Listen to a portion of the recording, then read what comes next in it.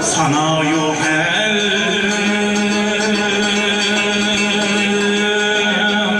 sana emri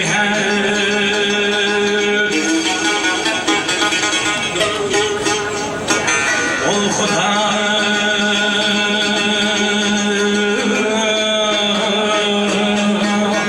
Xudaya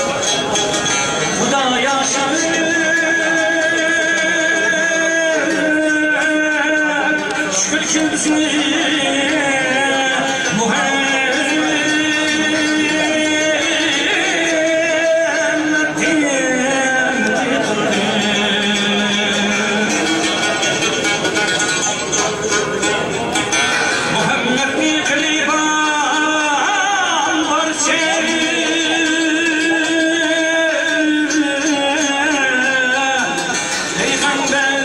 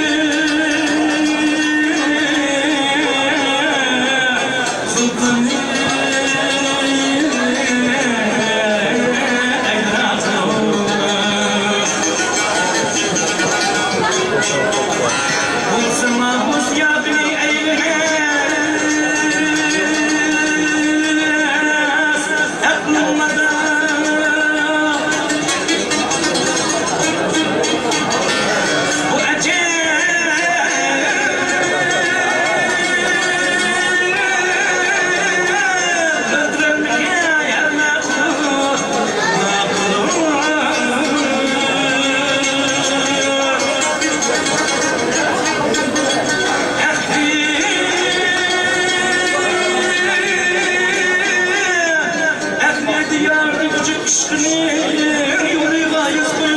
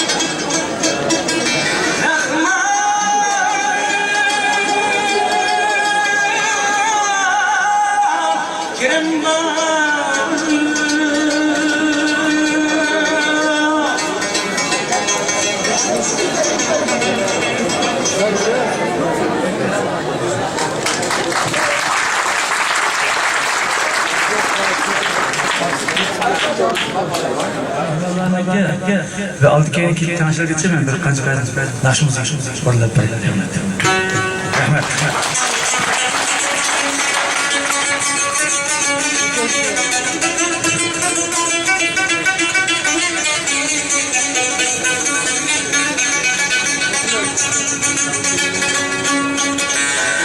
ey dünya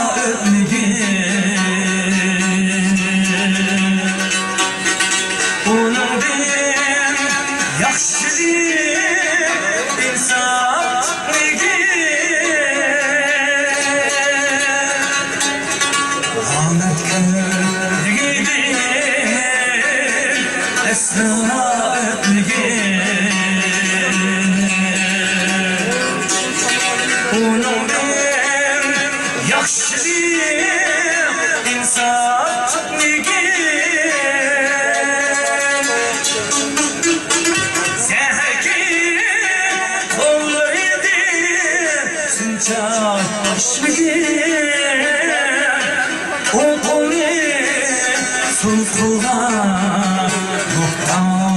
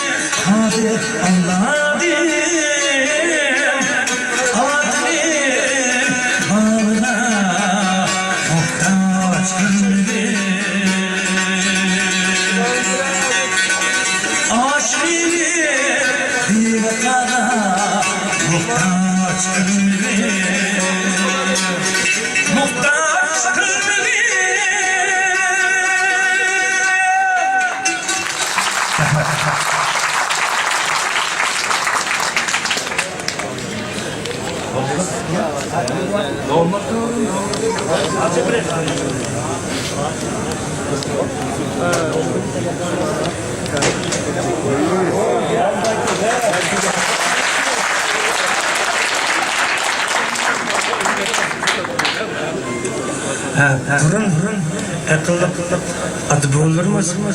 Ticaretler pek yoğun edecek.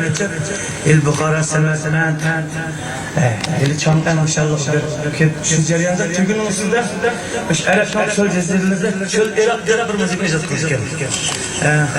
Bu Türk'ün usulü ne ölçeğine ararken ama mahsakısıyla mimarlık şu hazır çölciler neydi hazır halkında. Çölciler Irak diyen çölciler o zaman şunun müzikini açayım ya.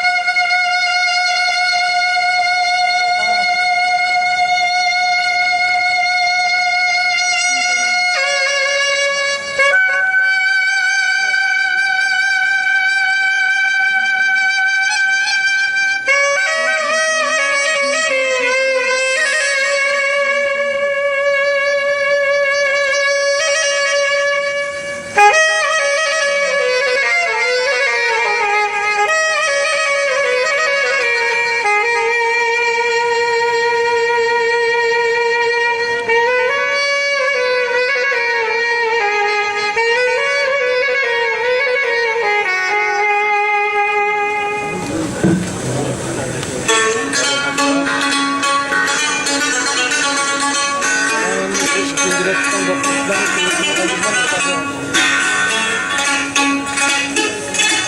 aldım duruyor orun vardı kase meğer kase bana ha o sol taraf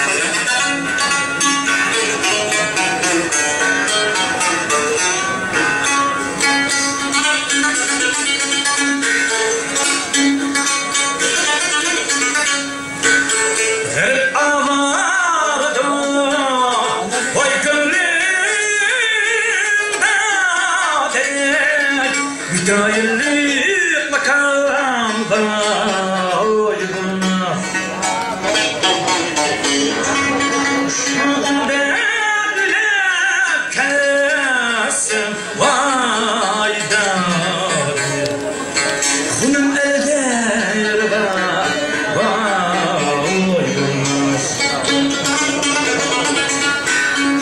ah deyne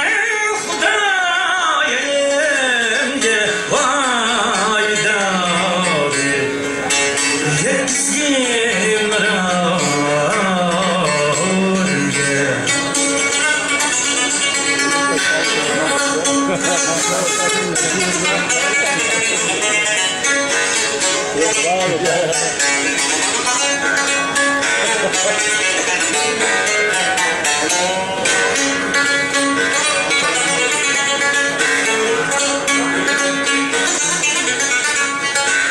seni encal de vay Allah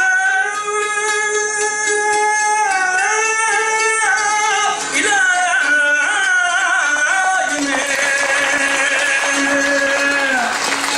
dilim seyde vay bağlar boyacıda vay jığlar kızımdı yaşlıyım aydı vay davi seni kelmeydi de vay ah deyme Xudayenge vay davi yetkin râge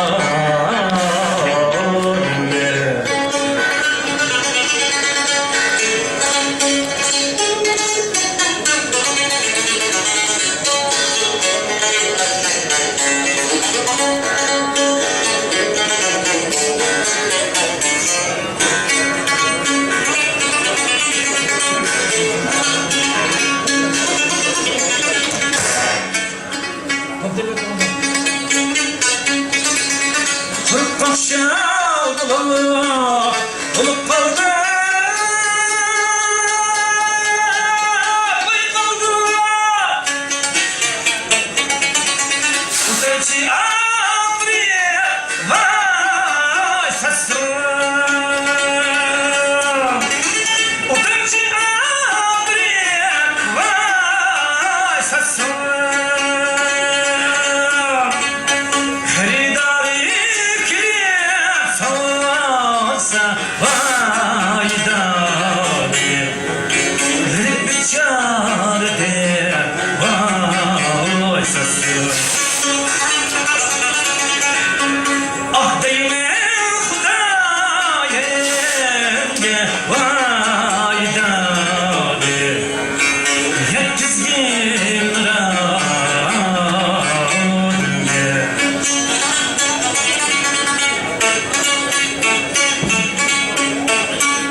Rüyamın ana oldum hikâdike Mehmet'in digen codadım Bu büyük içinde kavgasının bilen Mendekti kakut bilen Zeynep'ti Akşam bakın melenge barınını Duydum mu barınını duydum mu İşlerim kalan ketti uygundaysam Öldüm mü oyla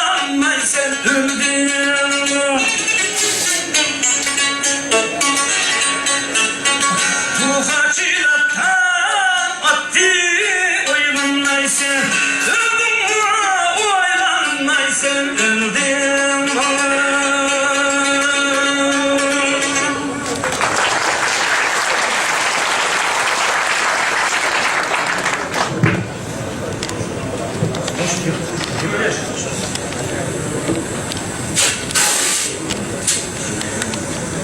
Kadın oğlum merhaba. Ben bugünkü sorunun uyuşturucusu Şinjan Üniversitesi'nin aspiranti Urhut Til Terbiyeleş Merkezi'nin İngiliz Dil Okutkusu Ebibullah Dursun'un Ali Salam.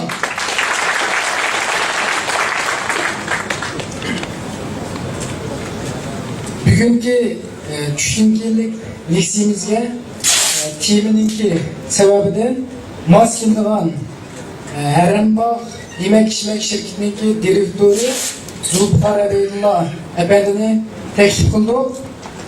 Zulfikar Ebeydullah'ını tanıştırış ve bu lisenin ehmiyetine Abdunum Rayonluk Tenardağ Advokatlık Bölümünün müdiri Ahadcan Efendi'ni iki kez sözge teklif kılınız.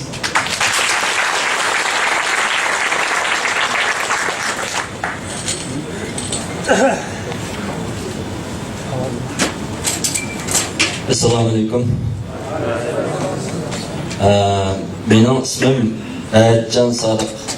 Kanun ve Hukuk programımızda kögen buluşumlar mümkün. Televizorda. Avukat. Temakta avukat kurulunun avukatı. Hazır evde düştüm burun. Abdülkadir Muallim'deki tasayatlık leksiyasını aldık. İşte Zulfikar Efendi'nin sözleştim burun. Onu tanıştırış bir maksat. Onundan sırt Abdülkadir Muallim ilgili leksiyalerde. Bunun burun biz Xotem'de sözlüdük, Kumul'da sözlüdük. Men yok, lekin Muallim bilen Zulfikar'la Olcu'da, Ürümçi'den içinlerden uyuştuğum.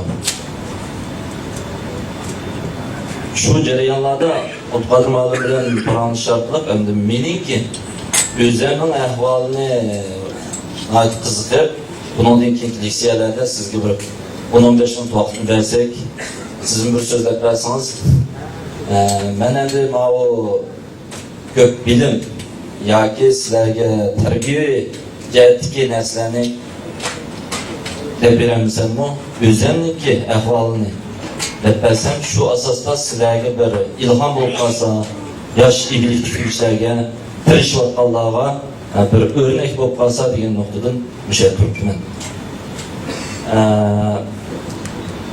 Hozirgi salohiyatim ikki turli ekan. Birisi Temakta advokat qo'riniki advokati, yillarni ishlab kelyapmiz. Ikkinchi birisi Herrenbağ guruhiniki lider yordamchisi. Ya'ni Zulfikar yo'q vaqtlarda bu korxonaning kundalik ishlari asosida mas'ul. Demak, men shu korxona bilan bevosita hech qanday hozircha pay qo'shmagan yoki uning bilan bevosita urug'liq bo'lmagan ahvol ostida shu shirkatningki 3400 xizmatchilar hozir Herrenbağ'da. Şinjan bo'yicha 1000 kvadrat metr, 2000 kvadrat metr etrafida Ürümchiliklar do'kon qo'yib qo'ygan bo'lishinglar mumkin. 4-5 ming kvadrat metr etrafida bo'lgan ko'lamdagi do'konlardan 18 do'kon bor. Yanada yechilayotganlari, uningdan kichikroqlari u boshqa. Jami xizmatchi 3200.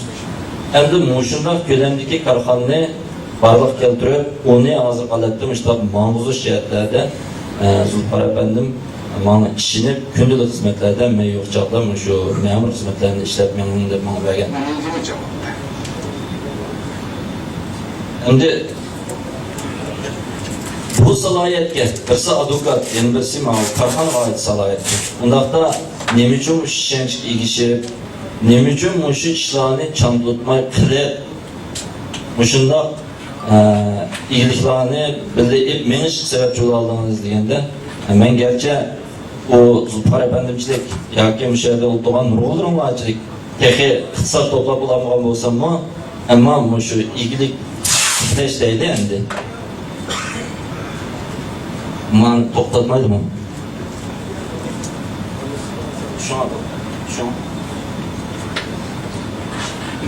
Şu Ben birinci sınıftan tatip şu Tulg'o'tirdan 3. yıllıqın bütügeçe sınıf başlığı bo'lgan.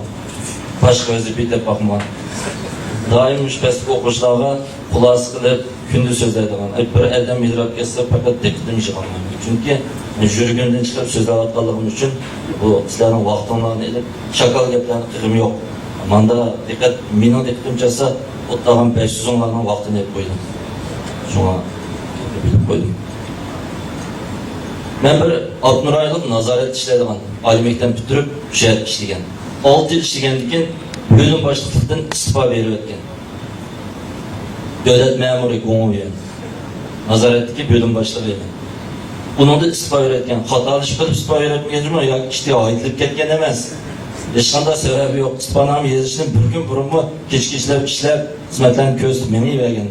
Ama o vakitteki üzerinden iştiyakım şu advokatlıkta kızıkalığım, burundan kenişken üzerinden çok boğaçta onu istifa verip çıkıp yaptım. Ben çıkandan ki bu advokatlıkta nispeten bazılarının tonuşu toluk emez. O da devlet kadri tepkiş, soçuk, okşaydı diye düşünmüştüm. Hata o. Advokat diyen aç karhançığı okşaş, zavutdaki işçiği okşaş. Başka sigortunu töle, yilo menbeğini yüzü içip, başkalar için mülazimet kılıp, razı kılıp, onundan tegişligini elip, ayını bakıdığan. Eğer xiridarı olmasa, minus çıkıdı onundan, başka sigortunu pulunu yan çüktü, tüleydi karşı çıktı. Bu şunda şekildeki hem de bir hizmet. Demek onu bir iyilik tikleştirip karsak buldu. Şu işlerini elip verip, 5-6 yıl normal dili olan işinde kendin karxana kanun məsləhətçiligini qıldıq. Bu haqda izleniş üçün Ədliyyə Nazarətinin ki orlaşdırışı Advokatlar Cəmiyyəti ilə işkirin çöküldü. Çökülgəndən ki Şanxay, Şengen, Guangzhou qatarda deniz boyudaki tərəqqi rayonlarda advokatların ki asaslı qıldığan yoki ko'proq qiyam qildigan kasblarning ki bizim yerda Qashqarda Urumchida ko'rgandagidek bu miros, nikoh, yer da'vosi, jinoyatchilar oqlovchiligi qatorliq bunday ishlarni qilish emas, xalqaro sudlarga qatnashish, cho'ng shirkatlarningki qonun maslahatchiligini qilish, shu tijoratni qilayotgan, shu mirosni bo'lishayotgan, shu nikohdan chataq chiqqanlarni sudga bormaydigan, uning oldini oladigan, sudga nisbatan bir sug'urta olganga o'xshash ish shu. Suddan qiyin xatar chiqmaydiganga yondan navbat chiqmashning asosli kesib turish kerakligini ko'rdim. Shundan keyin yenib kelib, shu Şinjan'da onu kesibleşken oturup mağazalarının azlığını bilipmi, milliy davlatning azlığını bilgandan keyin tashabbuskorlik bilan Urumchidagi cho'ng korxonalarga o'zim borgan. Tashrif varaqasini pochtadan sog'an. O'dal varaq pochtada bir ko'ylan olgan pochta markasidan. Men Sol sanoat ma'mur boshqa idorasi berib, engalloga mablag'i 500 ming yuandan yuqori bo'lgan qonun vakiliga Uyg'urning ismi yozilgan. Ism uzun bo'ladi emasmi? Hazır ismi qanchada u korxonani qarolmoq oson. Shu korxonaning hammasini o'zimizning Sol sanoat idorasiga munosabatimiz orqali qilib shularga birdan taqatdik. Endi oxirini o'ylasak, nazoratdagi bo'lim boshlig'i mumkin emas unda ishni qilmaydi u. Shundaqmi u varaqchi taqib igilik tiklayman, ma ishning yo'lini ochmay deydigan ideyada ish olmaydi. Ayak tushgandan keyin biraz ishlab boqqandan keyin uning amal bo'lmadi. Shunda qilmasa chiqan tushmagan keyin shu ishlarni qildik. Qarxanda qonun maslahatchilik qildik. Aramba mushkil holat yetdi 3300 ga. Men shu fikirdan cho'g'ilib kelib, shunda bir qancha korxonalarning ishini qondan tortib, aramba ham demak, hozir qadar talash tortish chiqmay, sheriklarga o'tdan men 3300 odamlar bir-birini talashib qolmay mang'anning o'zi sababi ma'lum bir jihatdan shu tuzumga, qonunga, bizning bo'g'inimizga e'tibor berganligini deb qarayman. Chunki bu dunyoda ikkidan ortiq odam bo'lgan ekan, uning cho'qim qonun bo'lmasa bo'lmaydi. Bir odam bo'lgan bo'lsa, o'z o'rnida yo'q. Bu qanday qilsa, uni qanday bir taraf qilsa, u o'zining ishi. Bu xil holatda shunday zo'raygan korxonada mendek bir odam yoki bizdek bir bo'limninki tashkilini so'rib qoldi. Shuning bilan shu yerda shu ishlarni qildik. Keyin barbara mushuk bir korxonaning ishi ko'payib ketganlikdan o'sha yerda hozir neler yardımcı bulup işlep mandık. Avukat korunumuzun menüyordu, avukat korunumuzun yolunu işlemiş tamamlandı. Hem de sen bu cereyanların sözleş arkalık bu yerde otoğallığa var. Bugünkü leksiyaya ne münasip var? İnşallah ne münasip var? Münasipte gomuyellik birden bir çıkış olamaz. Bunu demek şu onun mu? İşlevatlarını istifade etmeler demeyim. Şunda köp yaşlar duruptu. Hem de onu talaş üzerlerinin kullanıldığı iş yok. Belki nazar etme devamlı işlerken olsam hazır çıkılı yetkili oldu. Bölüm başlıklı belki muavin nailercilik, tədiyimiz olarak o pagan bozbatın nailercilikini bulduk. Çünkü o nazaret organik reis yukarı olan ki onda işte anlayıp tez buldu. Şunda durup ayadın çıkıp miyadine adukatlık bulduk. Adukatlıkta bizde karxana olan ki karxanarımı yüzlendik. Ederim o işlerini kılavatımız. Bunundaki yeni tırışsak Arlıqda çetellerge çıktık, gözümüzün açtık, toxtumay midirdik. İdare işlegen bolsak 8 saat hizmet düşkende ve yarım saat işlep koysak organda. 7,5 saat kaça işten düşerme diyen işten sırt işini koyladık. O hazır hem de 24 saatten içinde 8 saat demez, 6 saat koysak 18 saat kandı erkek maaş bir seçki eşkisi törüladır yapılgan bulduk. Şunlarla xiyal kısa çok umumunda şu nemin oylasak şu neticeye erişebiliriz. Asta eriştik. Şu an şimdi köpçülük bunundan muş xulasını sanlar buldu demekçi. Hem tırsak bizge mi, zulpıkargı mı, ya ki başka iyiliklik işlergi mi? Bulup mu ürümçilikке müşkarfalan köpünsüge hiç kasıga ezelden, atanısıdan, başkalardan kep ağan nesi yok. Asasen yok. Keşkali tek çıkarak bu. O keşke ezelden İpek yolunun tükeni, sol sanat, ezelden naati terakki kılan boğalık için ecdatın evlatla miras, iyilik bok gelgen. Zulpar bir neyse kalgan demez. O şu bağganlık işinin balsıydı. Biz mi alimekten bittögende atanımız mı kadir, bizgin birden kalmamız. Yaman emez hazır hem de pek rakasını seviştik olmuyor. Çünkü Keşkay'da adet seviştirişim bir kadar tez. Başka karxan terkilip, en yaldırıp, bu mançilik başlayıp, bu mama ağaçtan kuatıda dikili olan bilen, eşlerlik ticaretçilerde enlenli adet boyunca o bir günün küçüğüm yaptığı herkes kiraya deptiri çıkmaydı.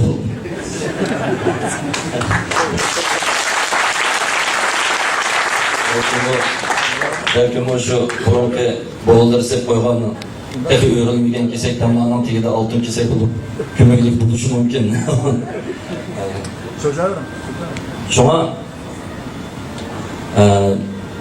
şu tırışçalık olsa birden bir yolmuş emez. Hem de Keşkay'a nispeten, yaşlığa nispeten, iyilik tikleşin niyeti Allah'a nispeten men degen yukarı hukumni mundaq bir qancha nuqtadan qabul qilib, tatbiqlab, mans muvofiq oldu demekçi. Birincisi, bu ideyani etiş gerek.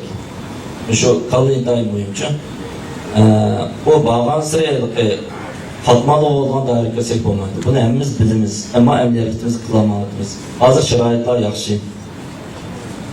Bir kaçımız buraya gelsek, mesela ben avukat olsam, çıkarmış sütükler buraya gelsek, keş kişi gipimiz tügümeydi. Aşpez buraya gelsek, keş kişi tamakının gipini kılıp aşına tügümeydi. Yaxşı iş o. Erkayız kesipler şu kesiplerinin gipini kıldı. Ama aranlarda gerçi iyilikliklerine devatkan bolsun o gepni qilishmay, boshqa gapni qilishib o'tirdi Allohga. Odamda bir xil kasbiylik bo'lish kerak uchun, paloni desa, kim o desa, bu ishni qiladi desa, shuning ahli bo'lib ketish kerak.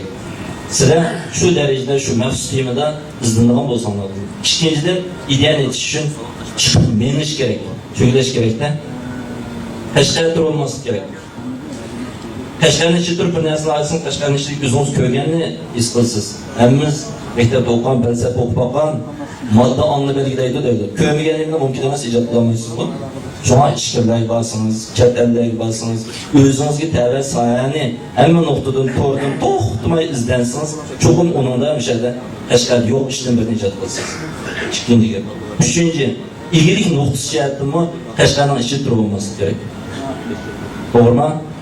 Göreceğin öncülükler bütün dünyaya tartıldı. Şuna bu. Bazı naileler var. Tabi şeraitinde naçar. Ama onlardan şunda ticaretçiler çıktı. Halkara yüzünü gidiyordu. Mesela Atuş. Şundan köp ticaret çıktı o yerden. Tabii şarayet yaxşılap ketki olmaydı, o terörleri az, taşlayıp, ama köp dairlikte aralgan. Oğlu çoğun oğlan çıktı. Ama meyeli için, kadimi yurt, adet, an meselesinde fark mevcut. Elbette ehemmeyle de diğerlik emez. Bundan da bize gittiğimiz çok olmuş Kaşgar'da. Kaşgar'dan başka olsan bulmayı diyen bu. Avrupalık Amerika'ya verip Amerika'nın terakki olsa şu yönde geldi olurken, koyunu uçurken, başka yurtkiler, başka yurtlar bazı olurken, Kaşgar'da çıkmış gerek mi? Yaşlar çoğun oldu, iyilikçilerimiz dedik.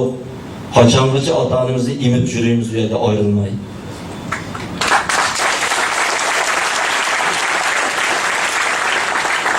İşte olmaydı o. Qeqilib suqulğanğa, yıqilib ornumuzdan doğan işlem olmaydı. Şuna köpni körüş, köplerini çöküleş, köp narsalarni sınab bakış, köp joyda iliklikleşke izni berish kerak. Mening yurtim Aksu, Abdullah Ürümçide. Eğer kelgüsü başka yerde iş olsa herkes yurt bilen münasebet yok bunun. Yurt bilen neyin münasebeti var? İyilikini terakki kıldırıp belirli yetken vakitte terakki kıla iyilikten yurtumuzun mektep sepremsiz, santoriya sepremsiz, anında mında kıparsınız buldu. Ama çok o yerde o nersinin o iyilikten bazırı bulunsa çok maşa tür ölçü gerek mi? İyilikini başka yerde kılıp menfaatini yurtta yetkisek olar. Bu yerde hemimiz bunda çalışıp o vicdan töteden çalışkanın payısı yok.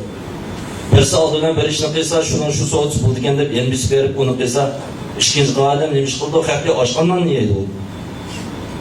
O onun ayağı kılıp atqandayken, anamda ya şerifliş başka yerde kılın, ya ki olmaydı, siz başka yere verip, onun başka oxşmaydı qayışını kılın, ya ki müşahede oxşmaydı qayışını kılın deyip. Şuna şimdi yaş iyilik tükürüşlerine nispeten tirişip, gözünü aşqanlı buldu. Mesela, ben Maliye Aksat'ın ölçüsü topladım. Burulgan iqtisad ait xalqaraviy karxanchilarniki ishizlarni o'qiman. Hozir mana o'zimniki advokat qilayotgan korxonalar va sanitdan foydalanib, milliy korxonchilardan ko'proq tanishdim. Garchi ulardan bevosita iqtisod manfaat ko'rmagan bo'lsam-mu, zo'r Nepaldan deb qarayman. Masalan, Rambaq Abdurayliq Milliy Suv Sanoatchilar uyushmasininki a'zosi. Doim ba'zi yig'inlarga boramiz yoki bilib berib ben hakikaten Kaşgar'da ötküzülgen Şinjan Serpildiğine okşaş faaliyetlerge biz birlik geldik. Bu jariyarlarda rahatladılar, çoğunrak baylardım.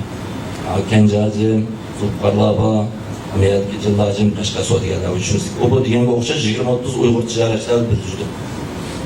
Şular bilen birlik jügenden neyimini ögen yıl oldu. Onundan soğudu uçur sizi kelmeydi o.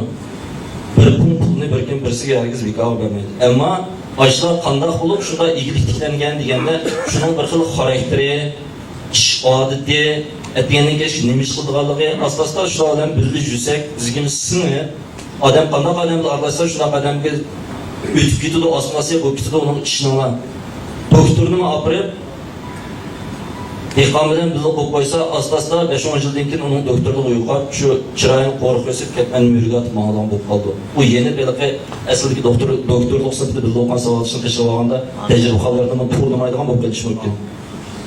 Demak, bizmi shu endi ideyimiz ochiq bo'ldi-ku, biz endi bu ömrümüzde shu iyiliklarimiz deb chiqqanlar korxonchi bo'lmoqchi-ku, iyilik tilamoqchi-ku. Biz herkes siyosiyon ya umumiyen ya başlık ya ki dehqonchilikda o'qib bir ish qilin demoqchi emas-ku. Demak, ochlikka intilgandan shuningdek sarkarda odamlarga shu zo'lab bo'lsin bir surkilib, choplashib, ularni uyangidek javarlarni egallab, albatta uning miyasini shaklini tashlab, shu xil xususiyat, xarakter, ish odatini yetildirishimiz kerak.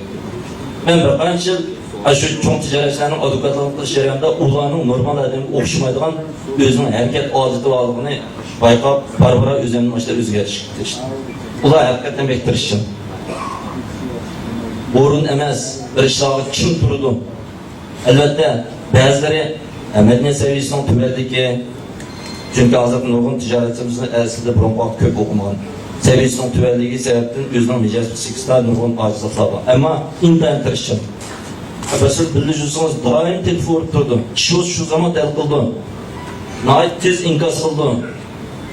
100 milyonluktan artık bir qatımlıq yakki so'misi 190 milyonluq bir to'xtam yozgan bo'lib qoldi.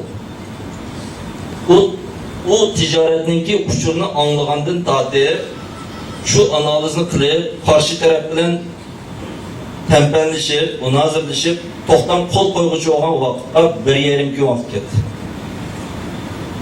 Bu işlerimiz biz 190 milyon emez, 190 bin koyduk maaşın ne düşüşüm var, otom bilen bir işkicil mesleğe kılıp, eşke örümcük siyasiyenin mühendisini bir çökde porda nurgulların seliştirip kılımız.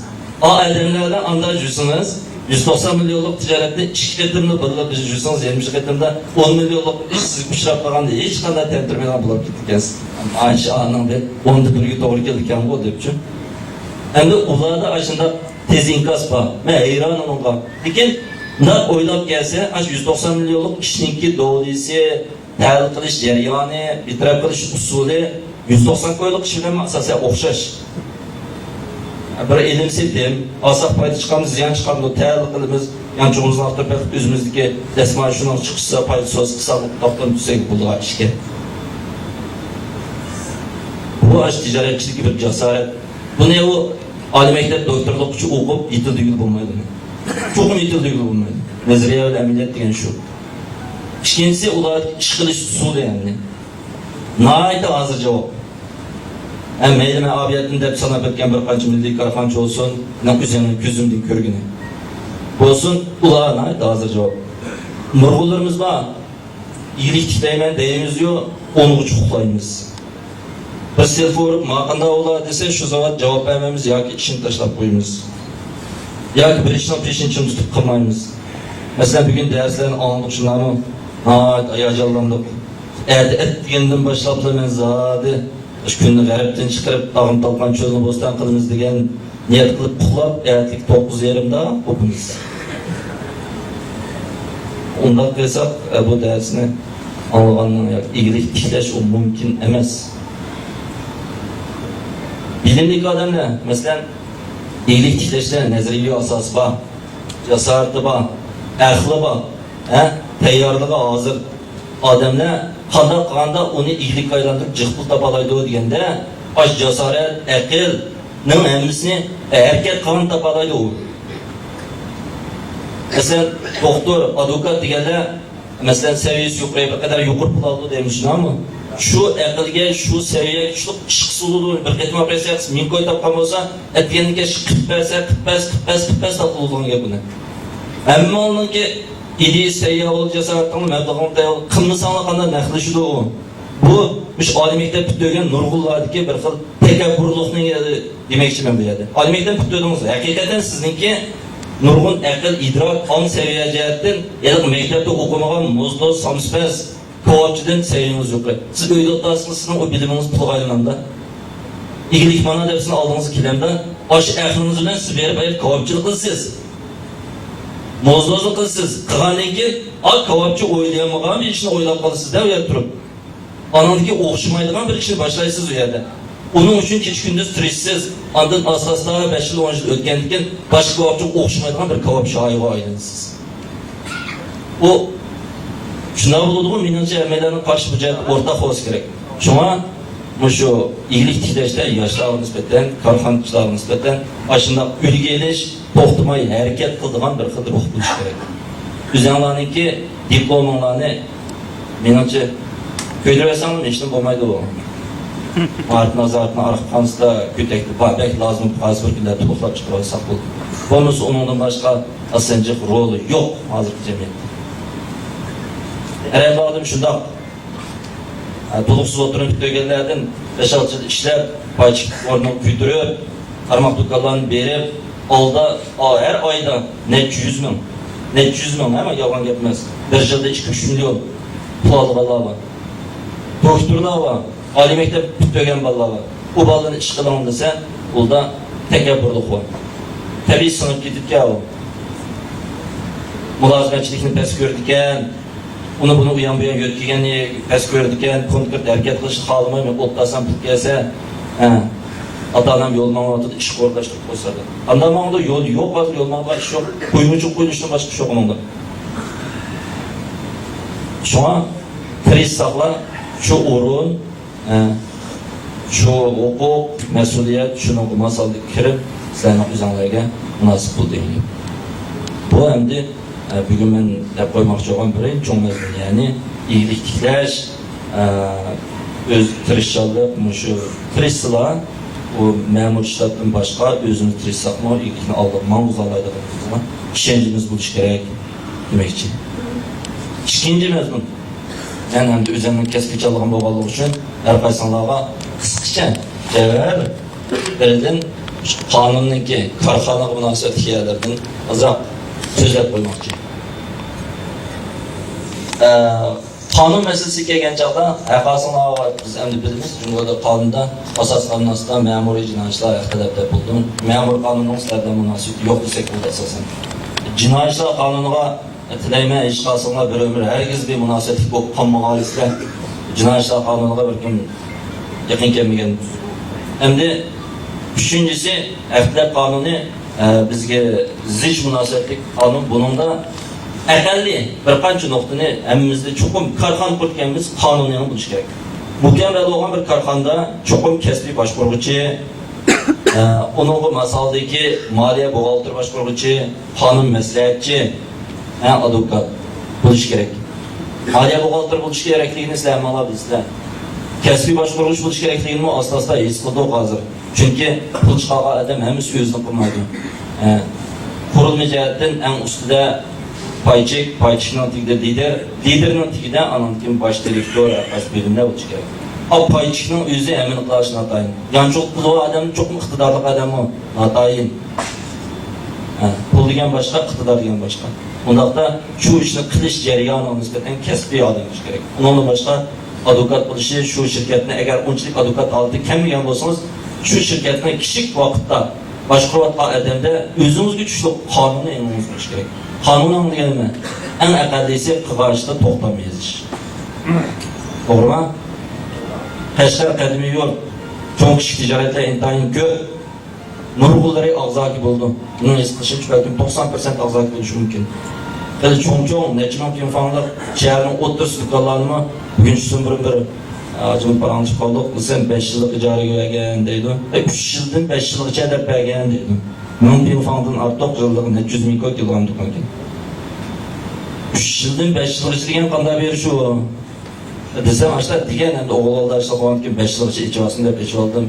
Ama Ramazan'da 5 yıllık toşkandı hem de idolayım gidemedi. Bu indan iğrağı payda kılış mümkün o pazara girdiğinde. Toxtam yok ki emniyette 3 yıldan 5 yıllık içerisinde. Şuna həminlarda endi bunu təfsili qilib bir qonun dərsi sözləb tutmay çoxum yazma. Bu meyli bizning qonun nuqtası olsun, meyli başqa nuqtası olsun, bu tilxat yezish hergiz yomon ish emas. O ko'nglimiz yaqin bo'lgandan bu qo'rqyap bu. Bir dilo ishlab baqqan. Ikkilisi hojim. Biraydan pul qarz olgan. O pulning 1 milyon 200 milyonga o'tgan qatimliq ma'lum qonunlar tuxrasandirmish degan so'zdim men ko'rganda bo'lsa. Munosabati va yaxshi chaqda oq hujjatga tamg'a o'smagan. Keyin bermagandan sudga da'vo qilganda qarshi taraf tamosa oq qog'oz tepsiga so'mini to'ldirib 1 milyon 200 milyonni yondirib oldim deb qarshi javob berdi. Olmagan pul u endi. 6 yildagi davolash cho'gida qopirib muqimlashtirib pulni oldik endi keyin. Sababi nima? Diqqat qilmaganlikdan. Oq qog'ozga tamg'a urishib bo'lmaydi. Qon sodini cho'qim to'xtatib bo'lish kerak. Telefonda necha millionlik ishni qilish bo'lmaydi. So'da oldirash vaqt qilsangizmi mayli, bo'pti, og'zaki telefonni qilavering. Lekin ko'rishgan chaqda bir qatim bir hisob bo'lib, mana ichki qog'ozga yig'in chaqlab. Qonunni anglish kerak. Chunki hozir har qanday masala ko'rilsa, bizning bir taraf qilish yo'limiz birdan-bir qonun. Qonunga bormasangizmi, el jamoatning oldiga borsangizmi, ma'nolar menda ishim bordi, mana menda qilyapti deydigan bo'lsa bir isbot lozim bo'ladi.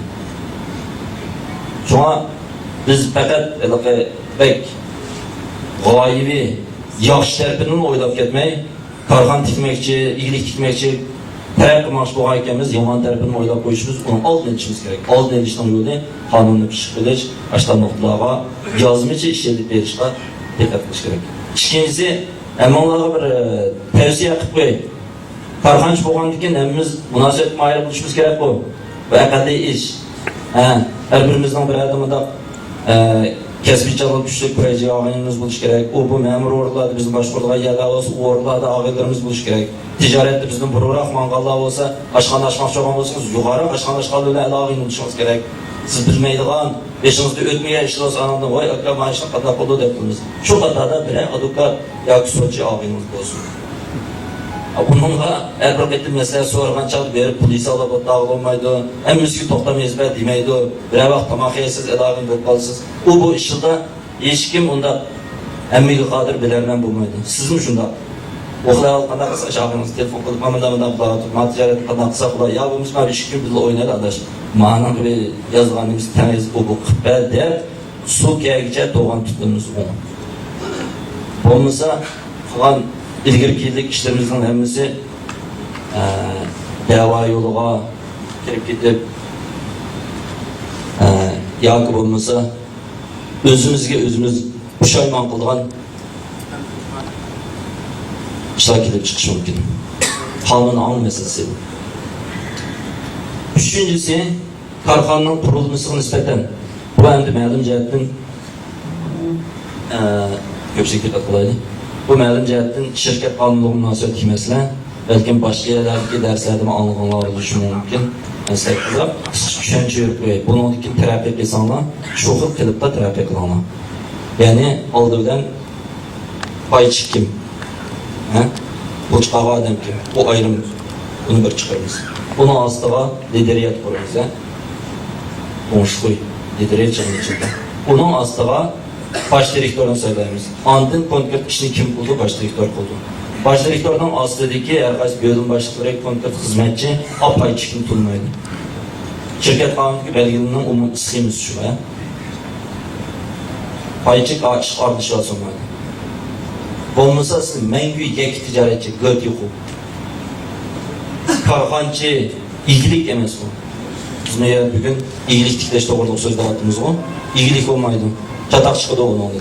Sonra kişinde bardak keltireydi, çoğun aytaydı, onun da çoğun şu görünüş günce şu kelipti mansak, kin ay yamak yamaydıgan, öz vakti kılmak tükeme diyen şirket kanundikiga düşmeydigan yerlerini onşaş koruyor. Yani birisi şirkette baj, bu maliyeliklerinin kıldığı işi, bajlığını çoğun karkan başvurucu biliş gerek. Onlaştırıp etkanda demek siz iyilik tikleş üçün nurgun bilimi gelişiniz. Ben iyilik tikleykemen, yagıbamız bir işini kılkemen deykensiz, şu kesip ait nurgun kitabını okuydum. Uygurca, Xanzurca, Tor'dan nurgun makallarını okuydum. Bakma adamı şunu stop gittim. Aldan dedim, Erenbağ'dan mineral su işler çıkartan bir iş olup, işinga mineral su işler çıkartan iş olup, Oşan sizler söz şun depti, ben kitap görüp, bala kılışıp, keyin o işini toqtib koyduk, lekin til mutaxassis bo'lib qoldim. O'ltoqlarning qolisi bir kitoblar var, bir ishlar qilamiz. Bundan sizlar nazariyatda iznib baxtlanami? Shu ish qilish to'g'ri. Balkim kitob o'qollar bo'lishi mumkin, lekin o'qimaganlar ham bor. İkincisi, aşında münasebetlik ustozlardan, kasbdagi ilgirliklardan tortinmay so'rab, münasebetlik menbai degan moliyaga, qonun qoidalardan, oyatlardan yaqindan tortib, birisi nazariy bilim, ikkinchisi tajriba. Uchinchisi men bayatdim deb o'tgan jasorat, harakat. Idrab bersak bo'ldi. Harakat, harakat. Nimaning to'g'ri, nimaning xato ekanligini hammamiz asosan bilamiz. To'g'ri shunaqa. Sayar tutib turib, baldır yetiş, qimar o'ynamaslik, to'g'ri yo'lda menish, oila ko'ngil bilish, mas'uliyatchan bo'lish, buni hammamiz bilamiz. Ammo qilolmaymiz. Ashuni qilmasak, boshqa loyihalar lozim emas. 5 yildan 10 yil o'tganda, ash xatolik o'tkazgan to'g'ri yo'ldan qaytib ketganlardan farq qilib, haqiqiy iyilikni ko'chib chiqadi. Ko'pchilik rahmat.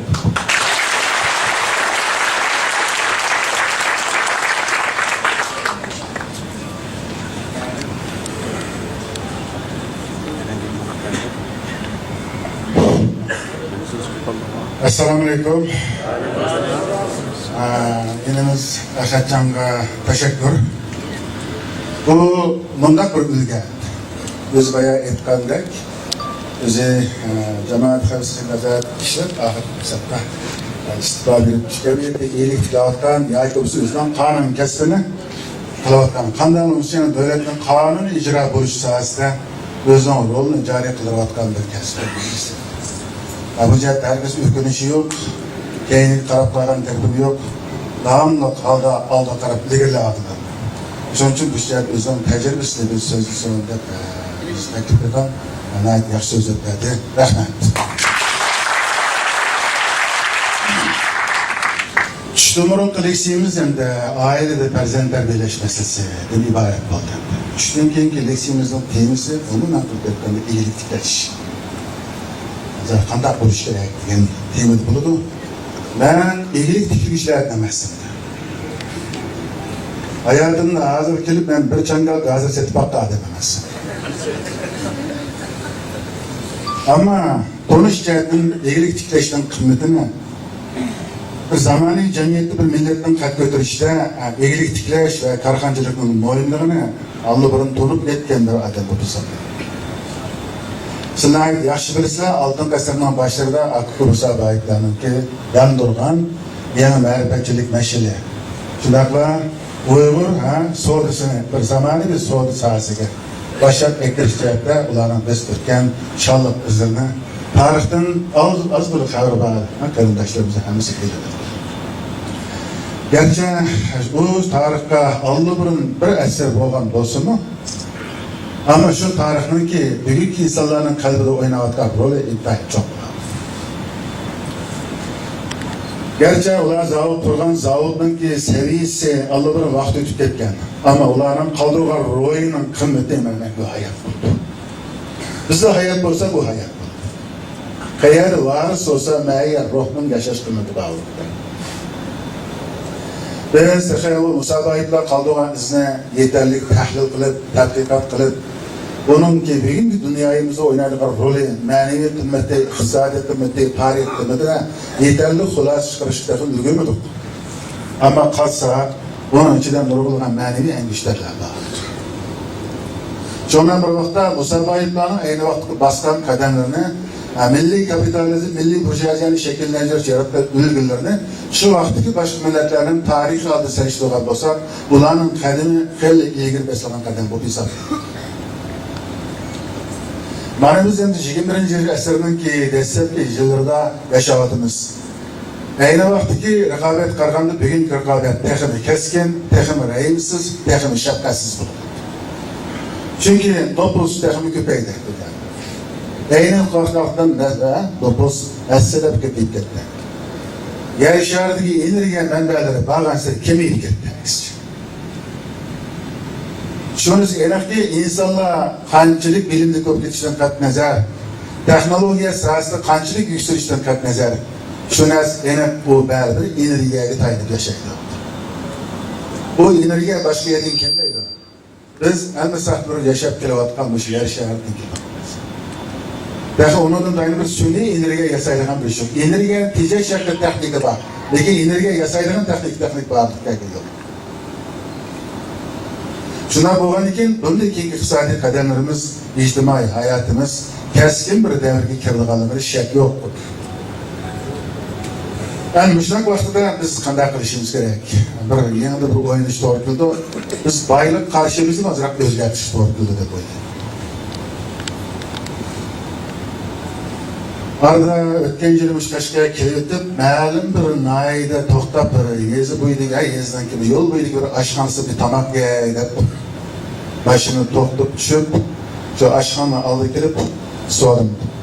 Ustam tomoq bormi, nima? Bir hojatxonamiz bormi deb qo'limizni ko'zimizni yuvasiz. Tomoq yeysangiz bor, bo'lmish yo'q deb javob berdi. Ben bu cevaptan acayip ürketmedim çünkü bunda cevaplar deydigan adamlar aramızda az emas. Barıp ketip ketken, insani mehribanlıktan koşuş ketken. Çünkü özü şu muhit çoğun boğaçta kişiler verdiğin cevabı bu, usulü şu. Sonra sel rahim yan kanalda yandaki bir aşkara sürülü verip enamdan bir mihri şapkat pütü vatıdan koyamdı. Hacetxana bormi? Yanımda balalarım bor. Bağırdıkını desem yolun A tarafını kösekti. Yolun A tarafında 4-5 şalam ösken karayagaç A tarafı bir konaklık göründü. O hacetxanada hep atıldı diken. Sonradan dep düşündüm. Ballarımla ayağım söyleyen diken bu taraftan bir küçük ayal, bir kanç balla, bir gelincekler konaklıkın o taraftan çıkıp gelişti. Sonunda oylap ha geldim endi. Allah bizim bilan oşundaq bir keng zemini beripdi, atı biroz qildi. Buni vatan deb atapdik. Buyna yerda bir qo'l juydigan bir suvxona, o'g'il desani ishni bilmay, oshxona oldiga hojatdan bo'lib kelayotgan xaridorlar shunday muomala qilib, buyna yashayotgan bo'lsa qandaqda bu reallik kim javobgar bo'ladi? Ben buraya geldiğimde Peygamber Aleyhisselam'dan bir sözü var. Namratlık adamlar küfürlük yapardı diye bir hadis var. Şu isiklik geldi.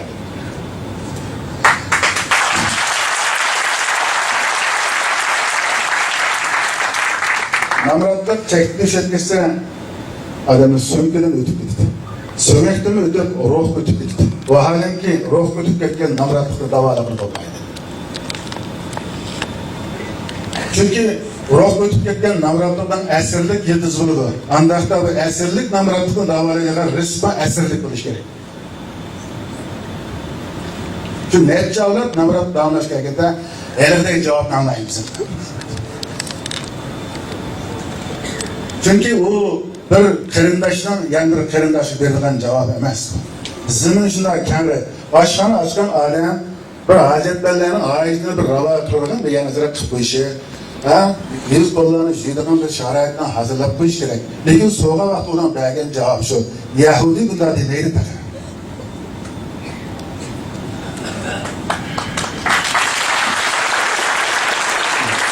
Biz Yahudi'nin eğitimde kurumuz, değil onu düşünenler. Emelet Yahudi diyenin özü, meyle kaysi milletin içindir, onun bir Yahudiçilik bağlışı. O, yaxşılık ne yamanı bilmegende, Allah'ın haramdan farkını bilmegen vaxtıda o insan özün kırındışıga, hatta atanısıga bir tutkallarga bana uçtak kılışır.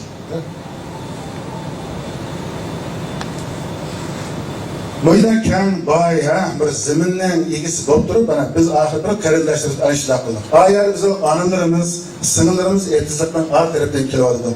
Ular özün ayalla has boğan bir iptine şerm hayası kapaletlendirerek bir şarayette ilgi bulanmay, konağlıkta daldırılıp yetip geldi böyle.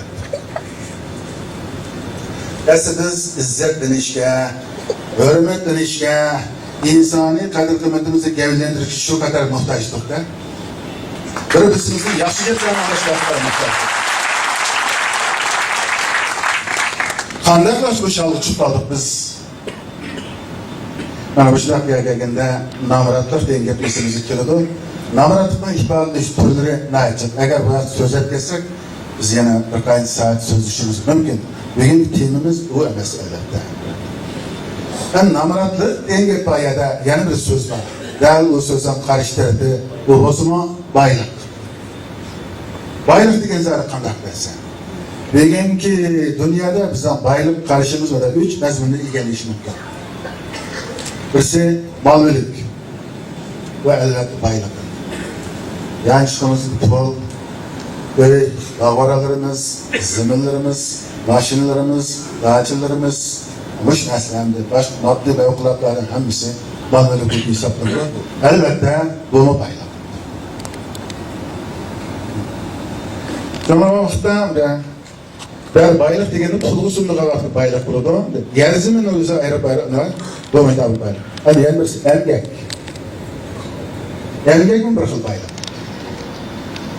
Çünkü erkek olmasa, mesela tabiat haqqancha baylık yoşurganda mı, bu baylık ne? İnsan özünün iradesiga, arzusuga uygun kelgan bir baylıkka aylantirish mümkün emas. Mesela biz emgek vasıtaratlıkla buğdaylarını kaçılap, tügümende tatip, katkaya tağalağı elip, kışıç yeleydiğen, yani meyvelerini kalkılıp kurutup, kışın ödeleydiğen, yani özünüzün yaşayış irademizi uygulaşkan, yani bir çeşit bir baylıkla aylantırdık biz. Ben bu emgekten kerametli, ben bu emgekten hısıt dedim. üçüncü bayrak bilim. Bilim, ondan çıkkanda bir milletin ictimai hayatında icadiyet ve keşfiyat, şu milletin iqtisadi üstünlüğünü ve ictimai üstünlüğünü belirleyen devrede ötkendiğin kim? Hani bilim bir xil bayrak olup qaraldı. Bulup bu dünya sanat devri kirgendiki yani Angliyada başlangan sanat inqilabı oldu. Şu sanat inqilabı bolgandan Angliya bütün Avrupa, Amerika qarab güzelliği yani açtı, Avustralya, Afrikalılar yeni zimminlerini, baylıklarını toşudu, paraftlarını yasıdı, poizlarını yasıdı, ben hoşlarsanın hemisi. Hem teknik etiş, hem baylıklarını eklip ötkeş. Bu şartda katnaş şartları bilim lazım boğalık için yeni tekniklik meseleni peyda kılıştı. Bana bu bilimli muhtaç boğalık. Kaçanaki bilim bayrak karışı dünyada umumlaşıyor. Şunu hakiki özden bir devlet siyaseti ve ictimai yosun üstü yol koygandı başa şu millet üstünlükle ilgili oldu. Bunun sel kararlarda beşi çöktü. Bu Avrupa'nın tarakkiyatından Osmanlı halifeliğinin ki tarakkiyat ahvali, Osmanlı halifeliğinin küçükülüşüyle Avrupa'nın uygulayışı ve kalp götürüş tarihini seriştirsak da bu hikaye ayan bulunur. Yani bunun da Japonya'nın misal kısa, Japonya bir aral devlettir. Japonya'dan bizden baş zeminden çıkarılan yarı asli ve yarı üstü bayrakları çıkmaydı. Bunda mol ne bitmez. Arap, Müslümanların dünyasını çıkartkan anda kömür, neft bayrakları Japonya'da yok. Ama Japonya iqtisadi caddiyet kavaqtida hazır 3. olduğu. Birincisi Amerika, ikinci Cumhur, üçüncüsü hazır Japonya bulup kaldı. Umumi yıllık işlep çıkarış kıymet caddiyet kavaqtida aynı vaqt ikinci, hazır 3. oldu. Japonya 3. bir iqtisadi devlet oldu. Yemek tayinat oldu siz sanat. Başınsızlık, kimsizlik, mağarip, mesela elektron, bu sahnede yapılan name algılan imtilak edildi. Dünyanın her kandır yeri basa, Japonya'nın marketlerdeki elektrik üskünlerini, maşinlarını, avtomobillerini görmüşsün. Yani ben Japonya'da turist cereyanı öz gözümden gördüm. Japonya halkının o tirişçilik cihetine bir vaxtıda aslında. Onu bizden bir oynayılan yerimizde bir 30 set alet, biz işlerden terkil 30 set anlaştırgan olsak, heli çıkış olup gitmez.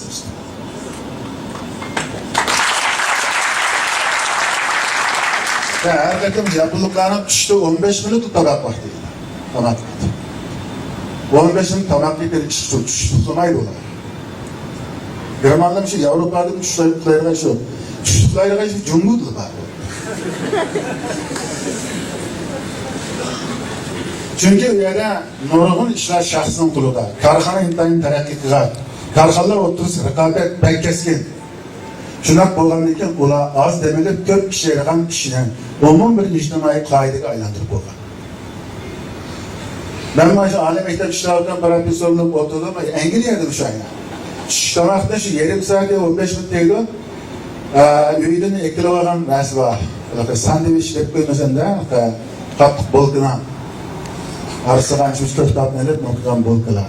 Şunu yeydi, bir botol suyu var, şunu içti, son sıralanan bir tal banan ya bir tal almanı avaylap yeydi, şunu vakit götürdü, yani küçük bir de düştü.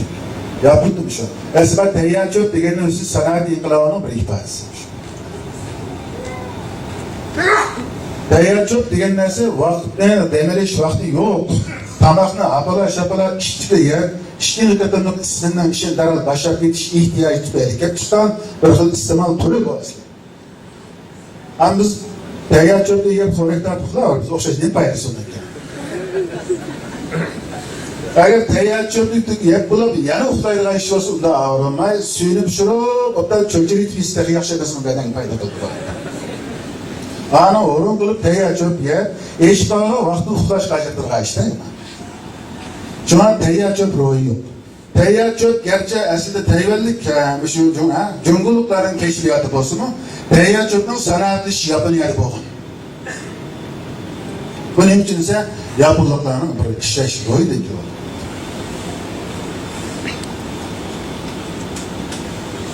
Avrupaga qarasak, Germanlarning aşında işleydiganlar adamlar. Ularninki bobaylarının kılıvatga işini bizden yaş baldırımız mı kılamaydı cismani işler. Zavodlarda, sexlarda, fabrikalarda kılıvatga işlerini bizim kılıç berdaş veremiyoruz. Bu bizim nereden gelgen micaz dese, malzemin bir bayığı açka, biz yazsak mı bizi öldürülmedik o. Açık öyle kalmadık. Şıkılıp ciddi dalgalı yesek mi yaşadık. Tezek kalırsak mı yaşadık.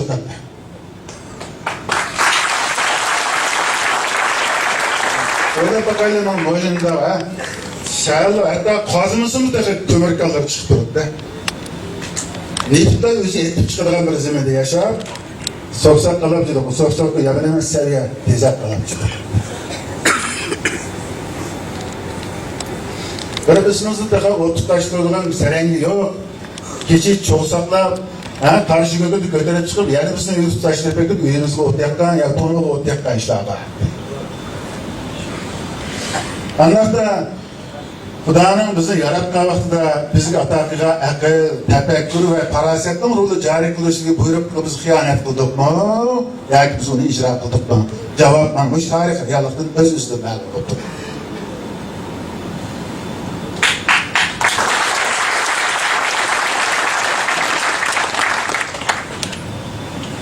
Ben Angliyaga qarsam shunda 11 orol bo'ldi.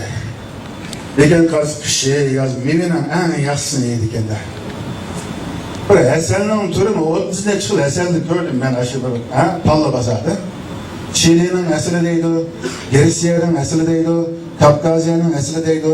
Kışın günü mevinin en yassı, bölcürgen, gelas, üzüm, terepten dünya en iyisi nemeni Engile'ye tuş bir dikkatten. Bu kaymaktan en noçularımız kaymaklı çoğu bilmişler. Onu yemeydik yani, semretip dedi. Biz adem cennetlerine nasıl biz amarak geldik. Ola fark etmek olan da zirk var. Bizim tartık geldik. Sinizlikten en korkut geldik. Biz sinizlikten parayımızı. Yerli geldim sebebi de düşürürüz. Ola sinizlikten bir namıratlıktan, kemberlikle ifadesi de paraydı. O yetişte kanlaştıramağanlar da paraydı. Ameliyatı mı? Her kitabı adem olarak sen bekletmek. Gerçi pek mutlak olması mı bu? Jen kulağı adem semrip etmeydi. Erkek kulağı adem semrip etmeydi. Çocuklar hemen bu nereden geliyor? Yüzden çıkmayken. Engeliyerden düzgün karkar düşüyor, yanıyor diye nesne çıkıyor. Kalan nemizin dünyadan ekip bekliyor. Neredenmiş ekip bir kulağı? Kasırı çıkarılan zavut yok. Kiydiğen köynekle, işkiyimle karşı tutuyor. Hindistan'da yasalgan, Filipin'de yasalgan, Cumhur'da yasalgan, Türkiye'de yasalgan deydi. Özü çıkarılan her şey yok da. Özleri kandan kıldı kendisi. Bak yapılık kiyimlerini kiyip olduk, dalası fakat. Şanda oturup probrikler, birini tecrübe kılıp, mikroskopları birini tekşürüp, takip kılıp, boşnak kıldı kendisi. Demek bunlar tekniki yeniliklerini yardım ediyor.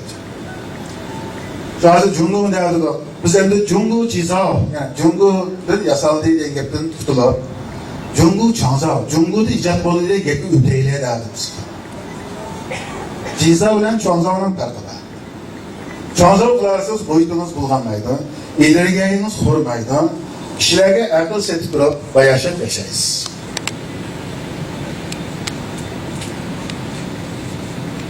Şunun bu nerede girsek dünya, London'da bir pul mamur merkezi var. Aç pul mamur merkezi bütün dünyanın pul siyasi tesir kılalaydı. Dünyanın mağarip siyasi bir tesir kılalaydı iken, pul mamur siyasi bir tesir kılalaydı iken, kısada bir tesir kılalaydı iken, hatta siyasi bir tesir kılalaydı iken, yüzü ziyalık olsa saatin ıslık sıkalıgan buraydı iken de. Çocuğum işki olanı tanıtız dese tamam mı şu diye de atılagan gep geldi. Demek saatten ıslıksı aşağıdan pulu diken. Sürehat ve harekattan rızkı aşağıdan pulu diken. Bu ne meğerdiğinde bilimden karamat. Yani Murşi mühendeli pekanda bizdenki çüşten burun sözü hafta bu gepimizdenki kimisi çüşten burun kız sözü gene gepimizden bağlandı. Yani evlat terbiyesi, bilim, marifet meselesi. Hoş, anlamında karxançı bu baylıktan kandak münasebeti varsa, bir milletten soğusunun karxançılık ötüşü, bu millet soğusunun zamani basqıç kadar koygalıqdan derektirdi. Endi partizan soğuduğunun vakti öttü. Ben Beşkiram'da bu soğudigalar yamancık çıkıdı. Benim tanış buralarımın hemmisi gidek soğudigalar. Yollarçı o. Lekin onu ben bilmekten yöntem ekilip satarlar. Bir yerden bir yerge Şanghay'ın versin bir yerge, Guangzhou'nun versin bir yerge gelip, bir yerden Bişkek yaptırıp, Bişkek'lik biliminin neye gelip, mandat kılıp da. Bunu soğudigardan da okuyardı, öpügardan da okur meseledir. Yani hazır taraqqiyat axir Örümçide zamanı soğuda asasen kaplanış dairesi kadar kengaygandikan bu annenevi partizan soğuduğu ulum kalmadı. Ularning faoliyat qilish bo'shlig'i tarifkatda. Shundan bular nima qilishini bilmay axir hisobda naqd pulni saqlagan holda fursat kutyapti-yu, lekin bu naqd pulning jariyatini qildirgan biror amaliy fursatga erishgan yo'q. Bu demedim direktörü de olsa ben özleri biz kıladılar. Biraz soğuduğumun ipini tapamadınız, bu kanday şok ketmedi. Çünkü naqd pulni saklagan, siz pullarni ötüşlen, bu naqd pulning kıymeti ölevatkan buldu. Ya onu mokul mülkü aylandırıp saklaş gerek. Ama naqd pul saklaşın özü bu bir afet. Belki mokul mülkü aylandırıp birkaç yerde öğüp koyar bir otları, lekin uzun mu anladık ha? Amalsızlıkla gelip çıkartkan bir çare buldu. Hem de karxançılık, özüne şirikliş. Karxana dengetin manisi, cennet soğudigarçılığı tügüdü denge buldu. Mesela cennet degen bir dükkanını içip koysak, bu tumak dükkanı, ya bir kaskan dükkanı, ya bir ayak dükkanı, ya bir dok dükkanı desek, bu önemli bir atımınız biraz ögütüp, şu dükkanda ya kengaytmay, ya tarayıp koymayı. Peki bu miras kılgansa dükkan tarayıp geçişim ki işkılan bilip ben şikayet bulurdu. Boşuna olup bu asasen can bekişinin yolu bulurdu, lekin terakkiyatının yolu emas. Ölmezlikinin de çaresi. Mevcut bulup kalışının da çaresi. İlgilileş, runah tepkişinin direktörlüğü bu. Şunaq bozulken biz emdilikte, annenevi cemiyet soğudusu daral vazgeçip, özüra mevkardaşlar, meslektaşlar şirikleşip, ortak bir nişanlı çıkışlı kanalda müəyyən tür boyunca şirikleş bir karxana geçiş, bana nöbet devletki bizden soğudu taraqqiyatımızın ki bir çıkış yolu buluşmadı.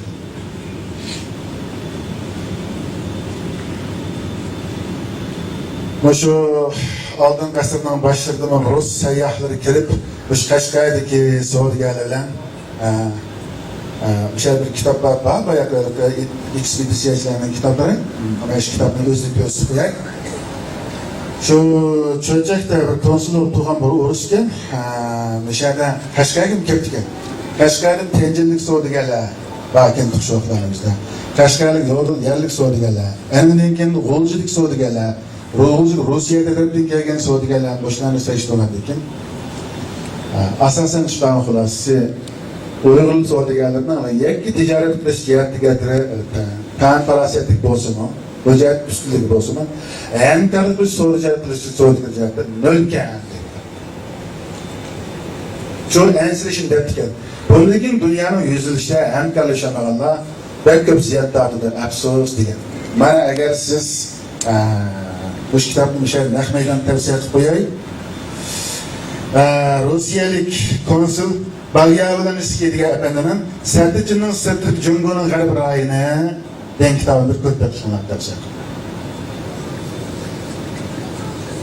Shohlar Kropotkinning Qashqariga kelgan vaqtdagi yozganlari, Qozoq olimi Cho'qon Alixonovninki Oltishanni ziyorat qilgan yozganlari, Noshiron Yavushovninki Oltishanni tashigan yozganlari, Uyg'ur olimi Nazarxo'ja Abdusamadovninki Mujani to'ygan yozganlarning hammasida bu xalqning ko'zidan bir aql farosat yerib turdi.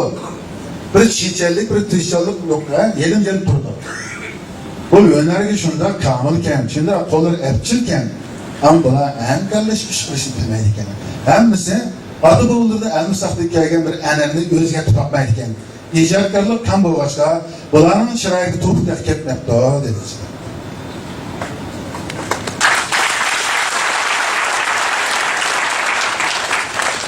Bana hazır şaraitlerin bizden nurgun ticaretimiz karaygan bolsa, ma'lum bir adam Çoğun bir restoranın kebapçılığını kılıp durup, mümkün kadar dükkanı arıp aşağıdan çıkıp yetişini oylaydı.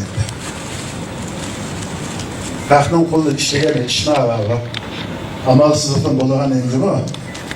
Der, her kanca olsun ayrım oldu, küçük bir dükkanın ilgisi boşuna kalaydı ki, başkalarının şirkleşip çoğun bölümleştiği bir karxana, yani çoğun bir karxanadan bir cansız boşluğu oylamaydı.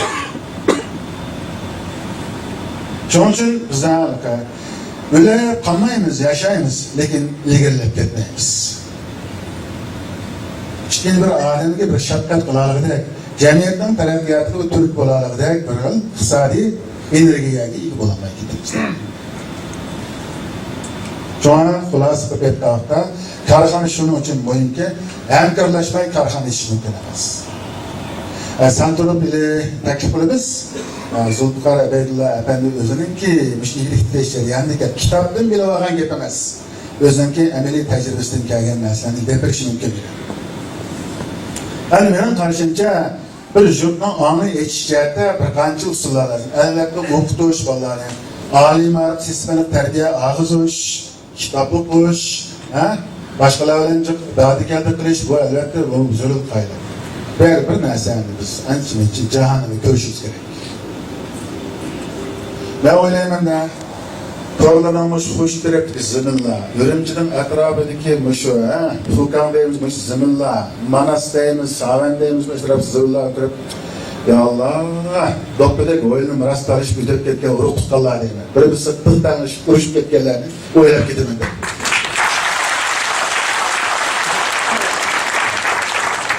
Kerak qo'yish undan tuproq o'tayotgan bo'ldi.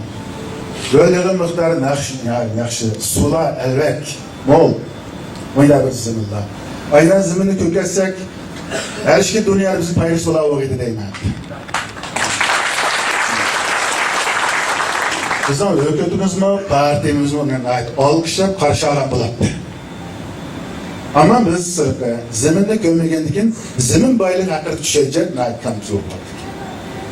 Vatanımızın itekleri hakkındaki düşeceğler, Vatanımızın bayrakları düşünceler aytkan bo'lgan. Kitobdagi coğrafya adamni ta'sirlantirmaydigan. O'zimiz ko'zbilan ko'rgan vaqtdagi coğrafiyalik bilimlar bizga haqiqiy bir bilim ustida qo'zg'atuvchi rol o'ynaydi. Shu Shvetsiyadan, Germaniyadan, Yaponiyadan birimiz ilk Tangri tog'ning janubiy va shimoliy etaklarini tekshirib, xaritalarni sizib, u yer qayerda otlar yashaydi, qayerda tugunlar yashaydi, qayerda oltinlar ko'mib qo'yilgan, hammani shuni bilib o'tdik ekan. Lekin biz masharimizdan yuribdik. Biz hozir mana bu kitoblarni o'qisak, hayot mamat bayavan, oyoqlashtirgan egizbirsiyan deymiz, manlari him deymiz, o'shaning hammasi ayni vaqtda bu zaminda tekshirish xotirasi yoziladi. Şu vaqtki yurtimizning tarixiy va ijtimoiy ahvollari boy ma'lumotlarni boshlanib bayanlardan ushirtibmiz.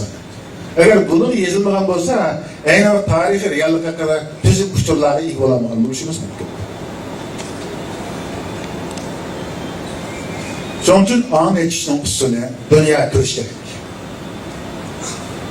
Bizda asal dunyo ko'rishsa, an'anaviy sifatli odamlarning ko'pincha ya Dubayga, ya Saudiya Arabistonga ya O'rta Osiyoga berdi. Umuman biz ko'rishdish yerlar albatta. Lekin dunyoning bunday ilm ma'rifatning markazi bo'lib qolgan yerlarni bir ko'rib boqaylik deyish kerak. Qurbimiz yetmasa hech bo'lmagani Shenzhen, Zhuhai, Shanghaylarni ko'rib boqib shularning so'zsiz qanday bo'latibdi. Zavodlar qanday mallar eqirdi, uni tekshirib chiqish kerak. Mening odatim bir yerga olsa shularning kitobxonasini tekshiraman. Olim maktabga boraman. Shularning ibodatxonalarini tekshirib boqaman. Men ma'naviy inson. Bazar tekshirishni benim ko'zim ko'r. Lekin so'lining piri yurayotgan bir odam cho'qim bazar tekshirish kerak. Bu mahsulot nereden chiqyapti, zavodni tekshirib chiqish kerak. Bu zavodda qanday odam boshqaradi, edamni tekshirib chiqish kerak. Bir yurtning odamlari o'zining yurtida chiqsa qanday bo'lib qoladi. Tafakkur o'ladi. Shuna safar qilinglar.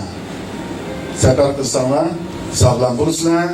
Rizq, nesimlik bo'lishlarga har ismi bor.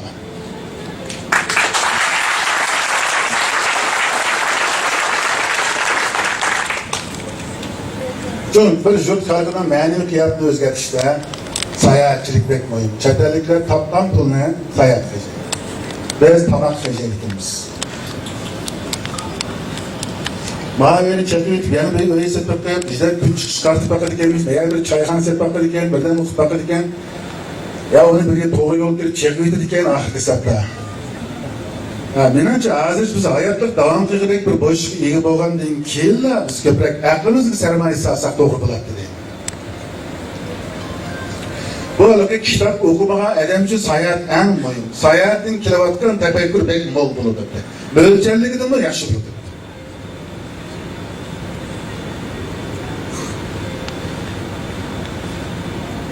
Çünkü çetellikle benim bir komplosu en yakın adamımızı sürüştürüp alır. Resim konu. Çünkü o yüzden hakkı bağlı için çok alır. Lakin benim onundaki hakkı olsa çok kaytırıp bırakılmaz. Jırıp ahirkesatla Eryal Fodun balçakları bulup yani sayat kurup aynı bildim. Dünya hakkında makale yazılıyor, kitaplar yazılıyor. Bu dünyada en o yaşayıp kalan Avrupa'nın adamımızdan dünyanın hem yakın hatırlar yazılıyor. Şizan hakkında bulamdı, Mongollar hakkında bulamdı, bizim toprak hakkında bulamdı, kitaplarını yazgan. Hatta falan yer bir Mogol çıkırken bu pek iyi işken, bunun östürüşten usulü bağımlıdır da bez koydu kalıbı. Çünkü bayrak, ameliyat hayatınız bir bayrak bulup, dünya bu kitap, bu avazsız kitapın elisiz okumak, öntünsüz gözetsiniz mi? Royunuzun etkildiğen gıdıklaş ve tesir gücü sizi böyle çarptırılabilir, bu çok bulur.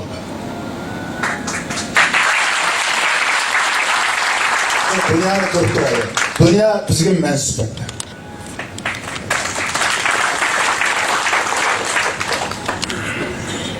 Yani bir değerli gibim maaşçılık psikolojisi. Devlet memuru buluş şerefli iş elbette. Çünkü devlet memuru boğa vakıda şu devletinki iktisat, medeniyet, marifleri, siyasi yaxşı düşünüp xalqqa yetkizib tushundirish, xalq uchun mulozimat qilish jihatda biz bir xil vasiliq rolimizni yaxshi joriy qiladigan bo'lamiz. Bu bir sharaf. Chunki bu davlat xalqning davlati, hamimizning davlati. Shunaqa bo'lgandan keyin bu davlatda bir xizmatchi bo'lib, hukumat xodim bo'lib, siyosatda bir xalqqa foyda yetkazadigan bir ravishda ijro qilsak, bu bizning to'pimiz bo'ldi albatta. Lekin bir devletinin memuriyetinin hemen çekilir. O bağlılık halktan gözden memuru xodimi kılamaydı.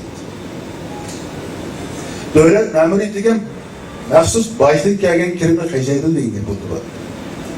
Bunlar da baş tapşırıp baylık yaptırılan nurgun emgekçiler buluşmaz.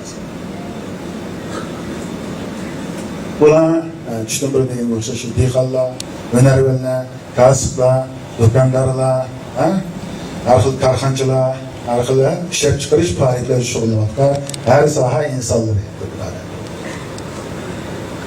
Ben de Kaşgar'da bir yeri şu kadir buluşu nispeten mehabbet bekrek güçlü bir yer. Bunun yaşları bunu bağlı. Bunu meğerse devlet memuriyetini sen çeksiz mehabbeti buluşunun gözüme örgümet gibi olan mehabbetten ibaret boz gerek yaptı.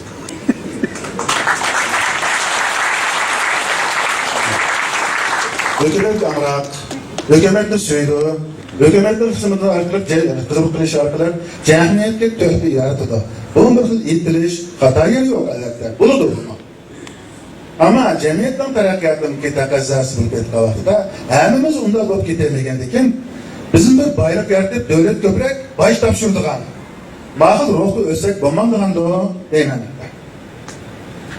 Bazılarının devlet memuru ötüşçeye tıkılık ittiysi bizim mesele var. Bu devletin hizmeti yaş kılıp, halk için bir xil yaş fırsatlar yaratish ittiysemez. Fakat maaş erişten epik fırsatı yaratılıştan ibaret bulup kalan. Bu bir xil manevi tilemcilik var.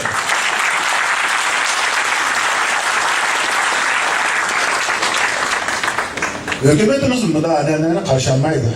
Fakat maaş için kadar boğu adamlarına Zonşuşu Xi Jinping efendim yaptırmaydıklarını tekrar bayan kıladılar. Hiç kadar şuşu yaş göbeğiydi onu. Sen maaşını al, lakin hükümet ve cemiyet için kıymet yarat. Logiki bana var. Sonra nurgun alemde memurluk namının sokunup kirilir, o da ciğerinin şimdi kurt okşap bağlandı. Gel bağlı çoğun. Şiye degan qanni tozalaymiz, shuni qan ishlab turib, organlarga qan yetkazib turgan narsa. Kadrni bir jamiyatning har sohalariga energiya yetkazib turgan narsa. Aqliy energiya, moddiy energiya, hamma energiya. Shuna nuqul halqa jamiyatga ya hukumat to'pi yaratish fazilatidan mustasno holda jamiyatga mas'uliyatni voz kechib turib, nuqul maash olish psixikasi kirgan odamlarni o'zi mayli hukumat uchun aytganda, mayli xalq uchun aytganda yaramaslar bo'lib hisoblanadi. Buni bilan qopbash, g'ayratchi, shikoyatchi unda bo'ladi. Ammo yengil yaratmaydi, to'pi yaratmaydi. Hatta başkadan bir ko'ngil berish psixikasi qolmagan, to'satparas bunda bo'lib ketishi mumkin. Buni odamning jamiyat uchun foydasi bo'lmaydi. Bundan bo'lgani o'rniga men savdo qilaman, egrik tiklayman, boylik yaratadigan ruh bilan oliy maktabda yaxshi o'qib, ilmni olib bo'lgandan keyin davlat bizni taklif qilsa, sharaf bilan ishlab beradi.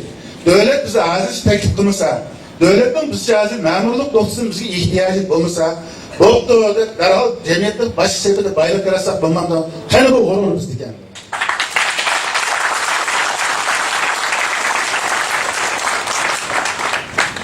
İşkedim aldığa yagin men adam imtihan berayotgan. So'ngra parxorni sandirayotgan der, menda ish bo'ldi. Endi mana bu karxanchilar cho'lsa bu xavf-xatar bor. Sal boş dursanız mağlup olursunuz. Bazar raqobat tarafidan shalinib ketsiz.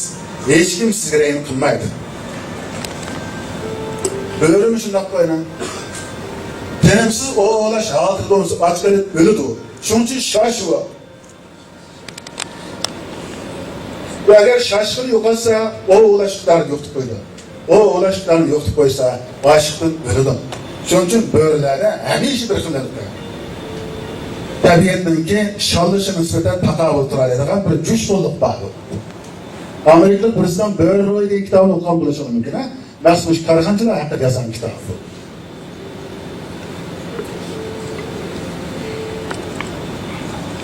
Chunki nima yaxshi bo'lsa, xatar bor. Mehriga olmoqchi bo'lsangiz xatar bor. Qorli leylisni olmoqchi bo'lsangiz, qorliqchi quloq ochib bashada. Tavakkul qilmasangiz bo'lmaydi. Qayer dunyoda eng esil ne'mat katta bir mukofot, esil bir qismat bo'ladi ekan. Ashuning yetarli badali va o'zgarishlik. Barmoqdan tavakkul qiladigan odamlar qarlaylisini uzalaydi.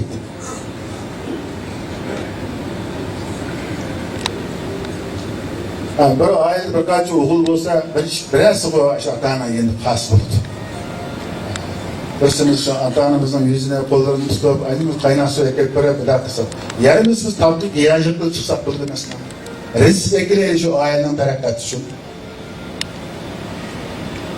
Жаңа bir oila a'zolariga bu o'rtaq bir maslahash turtuqanlar o'rtaq plan, o'rtaq nishon bo'lgan vaqtida va bu nishon uchun sistemalar uzun muddat kurash qilmoqda tirishganlar. Endi biz umid qilgan gullanishga haqiqiy erisha olamiz.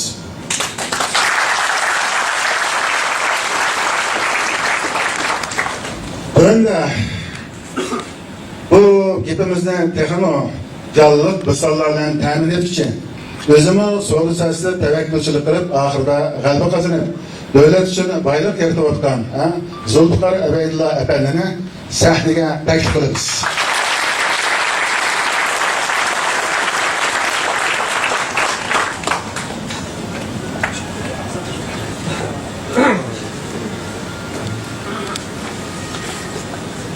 Merhamet.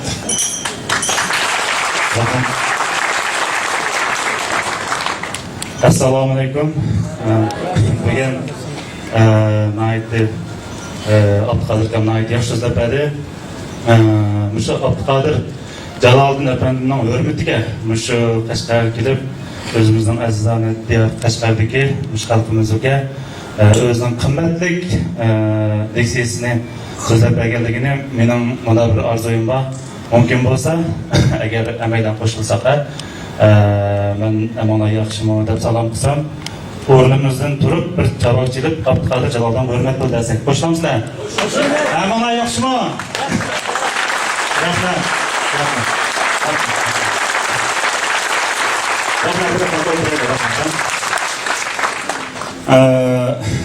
Bugungi mushu leksiyaga asli mushu Abduqodir Jaloliddin akamiz Urumchidan taklif qilingan. Men taklif qilinmagan. Men kelib olgan deymizmi, so'ram chaqirilmaganman. Bir nima Bonsayşi'nin Canshin'da bir faaliyet varken şu faaliyetga taklif qilingandim, shu 2 yillik yig'in kelgandim. Yig'in vaqtida Abduqodir akam telefon qildi, men Qashqarga borgandim, o'sha saqlab turgan bo'lsangiz, bir leksiyarim bor edi, shundan qatnashib bersangiz dedi. Hamma bo'lib leksiyaga qatnashdim.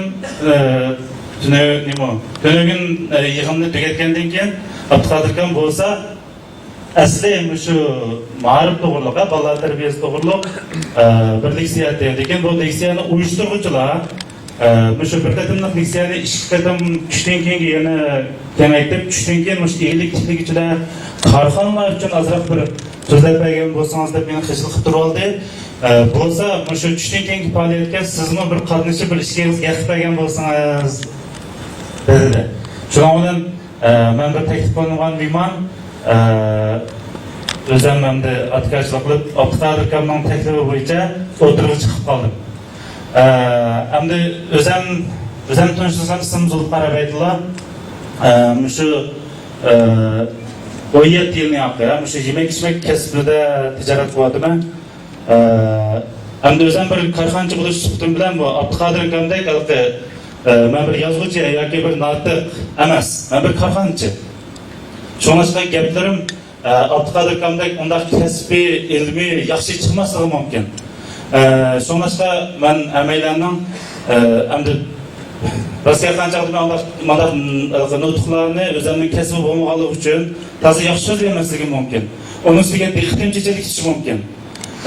Agar qo'shilsanglar, men bir yarim soat atrofida so'zlab beray. Bo'lsin moslashib, telefonlarni olmasanglar, paramchilik qilmasanglar, agar mendan so'raydigan savollaringiz bo'lsa, yozib, nima boshqaruvchilar avvalsanglar, savollarga javob bersin. Qo'shilamizlar. Rahmat.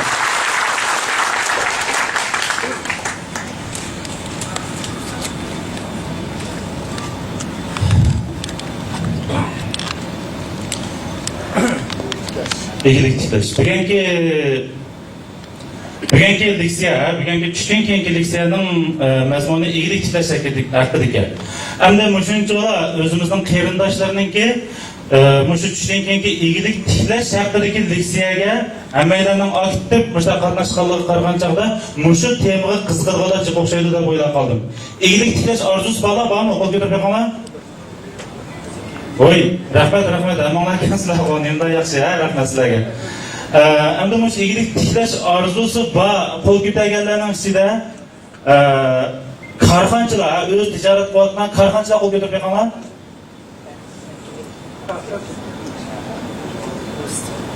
Rahmat. Men korxonchilarga alohida hurmatimni bildiraman. Chunki korxonchi bo'lmoq bektas. Yahudlar bo'lsa deydi, bir professorga bir ta'zim qilsam, korxonchiga 10 ta'zim qil deydi. Butun dunyo korxonchining, korxona qurishning naqadar muhimligini bilib bo'lgan. Aramızda bir şeyde bir 5%'ga yaqin korxonchilar bugungi yig'in qatnashibdi. Demak, ochlarning oldindek vaqtini chiqarib, bugungi mushu leksiyaga qatnashganiga men ko'pdan-ko'p rahmat aytaman. Undan boshqa bugun shu eglik tiklash, korxona qurish orzusi bilan nurg'un. Hammalar shu maqsadga kelibdi, leksiyani anglag'ili. Unda bo'lsa, bu eglik tiklash degan gap korxona qurish degan gap. Bu ayni vaqtdagi shu eglik tiklash nimasini burunda bizning xalqimiz mana tushungan, bir xil savdo qilish, tijorat qilish, shu orqali oilasini betish, o'zining iqtisodiy qiyinchilikdan qamdashdan iborat shunda oddiy tushunib olgan. Shuningdek bizda nurg'un savdogarlar bordi, nurg'un tijoratchilar bordi, nurg'un boylar bordi, lekin korxonchilar yo'q shakldagi tijorat shaklini qo'llangan. Ko'pincha yakka holatda ularning muntazam moliya tuzumi, shirkat qoidasi, shirkat madaniyati, korxona madaniyati mavjud bo'lmagan. Ammo bu ulardagi ayib emas, tarix shundaqdir, jamiyat shundaqdir. Shu chog'da siyosatmi balkim shunchalik doirada yo'l qo'yilgan bo'lsa kerak. Lekin hozir osmon zimin farqini ketdi. Butun dunyo an'anaviy savdogarlik holatidan korxona holatiga allaqachon o'tib bo'ldi. Korxona, shirkat nimasiga allaqachon o'tib bo'ldi. Butun dunyo o'tib bo'ldi, butun Jungoda mashlar o'tib bo'ldi. Unda yakka eglikdiki, xususiy eglikdiki, hech qanday moliya tuzumi, moliya qaysi bo'lmagan, shirkat qonuniyati bo'lmagan, shirkat madaniyati bo'lmagan, korxona tuzilmasi bo'lmagan, mandaq bizning Şinjan diyarliklar mandaq cho'ng savdogarlar to'pi va nurg'un tijoratchilar bor, nurg'un tijorat qilgan odamlar bor. Manda jamiyat butun Jumgodimi, butun dunyodami qolmadi hozir. Demak, biz uyimizni ichib, uyg'onib, cho'qim korxona, shirkat qurish sepiga otlanishimiz kerak. Bo'lmasa biz butun dunyodan, butun Jumgoning keyinda qolamiz. Ama korxona qurimiz deymiz, korxona şirket qurimiz deymiz, korxona shirkatga nima degan gap a? O'sha korxona shirkat to'g'riliq men bir qism tushuncha beray ya. Korxona degan nima, shirkat degan nima desak, ma'lum bir joyda, ma'lum bir diyorda, ma'lum bir ehtiyoj bo'lsa, shu ehtiyojni ishlab chiqaradigan, shu ehtiyoj bilan ta'minlaydigan bir kilolliq sistema qurish, korxona qurish, shirkat qurish deb ataldi. Bir ehtiyoj bor shekilde, bir ma'lum bir ehtiyoj bor diyorda. Endi demak, korxona shirkatdan ehtiyojdan bog'lanishlikka. Ehtiyoj bo'lsa, shuni ta'minlaydigan bir sistema shakllansa, ondan korxona shakllandi, shirkat shakllandi. Endi bizning diyorimizda ehtiyoj bormi, yo'qmi? To'liq tashqan ehtiyoj bor. Endi bizmo nurg'un mal setib olamiz, bizning Aranboq shirkatimiz yilda necha 100 millionlab material, qurilish material setib olamiz. Onun boshqa mishallar ko'rgan, o'sha odamlardan boshqa barliq moddiy narsalar, mayli chiroq bo'lsin, yoki gilam bo'lsin, yoki bizning chopinimizdan tortib hamma narsamizni qarab boqaylik. Meningcha 90% emas, 95% dan yuqori narsalar. Hamma narsa desak bo'lsa, biz ko'rayotgan moddiy narsalarning hammasi ishtirokchilardan va chatlardan shakllanadi. Demak, bizda 100% desak bo'lmaydi, 99%lik ehtiyojning ichida yashayotgan xalq biz. Endi shunchalar ehtiyojga ko'milib turgani, ehtiyojning ichida yashayotdi. Yana shirkat qurmasdan, korxona qurmasdan o'zim uchun bir xil mas'uliyatsizlik deb qarash bo'ldi.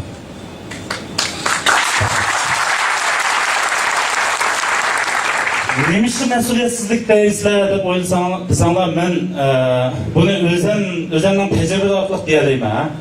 Bu korxona qurish, shirkat qurish mishada o'ldagan emas. Butkul mushu davrda yashayotgan Uyg'ur yoshlarning mas'uliyati bu. Ham bizning burungi ajdodlarimiz nurg'un tarixiy sabablar, ijtimoiy sabablar tufaylidan korxona, shirkat qurolmagan. Belki Yipak yo'lining vaqtida belki shirkat yoki korxonaning eng ibtidoiy shakldagi andisi dal bizning Qashqar diyorida bor bo'lishi mumkin edi. Endi yaqinqi mushu asr yoki o'tgangi asr, mushu bir necha asrning ichida zamonaviy korxonalar emas, odatiy korxonalar nihoyat oz, yo'q hisobda bo'lgan. Endi mushu korxona shirkatning nima uchun bizga shunchalik zarur ekanligini faqat men mushu yemak-ichmak tijoratidan shug'ullanish orqali ozroq his qilib qoldim. Çünkü bana hazır 17-18 yıl oldu ya. Şu bugünkü liseyerimden maksadımım şu korxona eglik tiklashga şu hamkorlashib tijorat qilish to'g'riliq men so'zlamak istedim. Asl maqsadim shu. Çünkü şu yemak-ichmak tijoratidan shug'ullanish jarayonida men şu hamkorlashib, sheriklashib, pay tuzumidagi şu yemak tuzumida korxona qurish orqali navbatda muvaffaqiyat qozondim deb o'ylayman. Mening muvaffaqiyatimni Manda bir necha yaqin turlarga misol qilish bo'ldi. Birinchidan bizning korxonada 4 mingga yaqin xizmatchi bor. Bu manda aytgan chog'da Şinjandagi mush odam soni eng ko'p korxonalarning birisi. Milliy korxonalarning ichida birinchi o'rinda turdi desak bo'laveradi. Ikkinchi muhim ish, ikkinchi bizning mush Aranboq shirkatining muvaffaqiyati, Aranboq shirkati mush milliy taom madaniyatini taraqqiy qildirish, dunyoga yuzlantirishni nishon qilib, Muşu sahada 15-16 yıl izchil to'xtovsiz kurash qilish, tadqiq qilish orqali ma'lum bir natija hosil qildik. Albatta, bu kasb shug'ullangan nurg'un minglagan, yuz minglagan odamlar bor yemak-ichmak kasbida. Endi o'sha Aranboq shirkati mushu shirkatlarning qatorida mushu kasbimizni ben mandaq qilganda dunyoviy taraqqiyotdan oldin qatoridagi bir saviyaga qila oldik.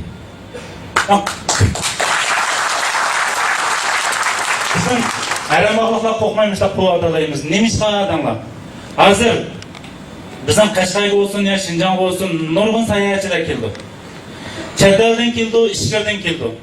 Shinjon Uyg'ur avtonom rayonini sayohat qilib keldi. Eng avval qiziqildigini Uyg'urlar. Ular ko'rdi, Uyg'urlarning Shinjon Uyg'ur avtonom rayoniga kelgan kun bu yerda rasga qanchalik butun dunyoda yo'q bunday chiroyli tog', bog', isil bino, unday chiroyli ko'cha, unday chiroyli bog'chilar bekbas bizning bu yerda. Eng qiziqligini Shinjon Uyg'ur avtonom rayonidagi Uyg'urlar qiziqdi. Uyg'urlar qiziqsa biz nimani ko'rsatamiz? Ular sayohatchilarda, ular nimaga qiziqdi? Uyg'urlar qiziqdi, Uyg'urlarning madaniyatiga qiziqdi, Uyg'urlarning qanday odamligiga qiziqdi, nima ish qilayotganligiga qiziqdi. Shundaqmi? Endi biz ularni sayohat qildirib ko'rsatganimiz nima? Uyg'urlarning ichidagi dongli kishilarimizdan Mahmud Qashqari, Yusuf Xasajib, nurg'un odamlarni ko'rsatamiz. Ular oyat emas, shundaqmi? Ularning qabrisini ko'rsatamiz. Ko'rsatayotganimiz shu. Tarixdan buyon ko'rsatyapmiz, hozirmi shuni ko'rsatyapmiz. Nurg'un odamlar so'raydi, bu hech kim 1000 yildan oldin odamning jandur kibarlarini ko'rsatgansa, hozirgi Uyg'urlar nima ish qilyapti? Hozirgi Uyg'ur yoshlar nima ish qilyapti desa, biz o'zimizdan faxrlanib ko'rsatadigan nima narsalarimiz bor. O'zimizdan sog'an katta imoratlar bormiki, butun dunyoda yo'q desak, undan narsa yo'q. Alayda bir şirketlerimiz yok, karxanalarımız yok, fabrikalarımız yok, ilg'or fan texnika sanoatimiz yok, hech nimamiz yok. Başkalarının tarixini turgan, qani bizning Shinjon Uyg'ur avtonom rayonidagi Uyg'urlar, jumladan Uyg'ur yoshlari maoshlanib qoldi hozir. Bizning mundaq Nobel mukofotiga erishgan, mundaq odamlarimiz bor, mundaq mahsulotimiz bor, mundaq korxonamiz bor deb ko'rsatmaymiz ishlarni. Faqat birdan bir ko'rsatadiganimiz bizning tam madaniyatimizni ko'rsatamiz. Qo'rqmay turib, hech bo'lmay turib, o'lqay bir o'zimizni qilmaqda bir beoromlik his qilmay turib, har qanday yerda, mayda Qashqardan Urumchi kuchar turgan hamma yerda, har qanday mayda dehqon bo'lsin, ishchi bo'lsin, kadr bo'lsin, qo'rqmay turib, o'sha haramba o'xshash nurg'un tomoqxonalarga boshlab kirdi. Ishni o'zi ichib, o'zi kirib, o'zining aşı me'morlarga, ishkirdan chetlardan kelganlarga, urug' tuqqanlarga qo'rqmay turib akir ko'rsatdi. Mana bizning hozirgi davrda yashayotgan Uyg'urlarning taom so'rinlari, Uyg'urlarning taom madaniyati deb xuddi o'zining ashxonasidek, o'zinikidek, xuddi o'zining uyiga boshlagandek qo'rqmay turib, qilchi nomus tuyg'usi yo'q, qo'rqmay akiralaydi. Shu sayohatchilarni hayron qoldi og'zini ichib. Chunki bu yerda o'taqallar hammadan chatadan ko'rpaqmini bilmayman, lekin men 100 dek davlatga chiqdim bu dunyoda. Yevropaning nurg'un davlatlarini ko'rdim. Mushu hayrambog'dagi tomoqxonalar dunyoning har qanday yerda eng ilg'or o'rinda turdi.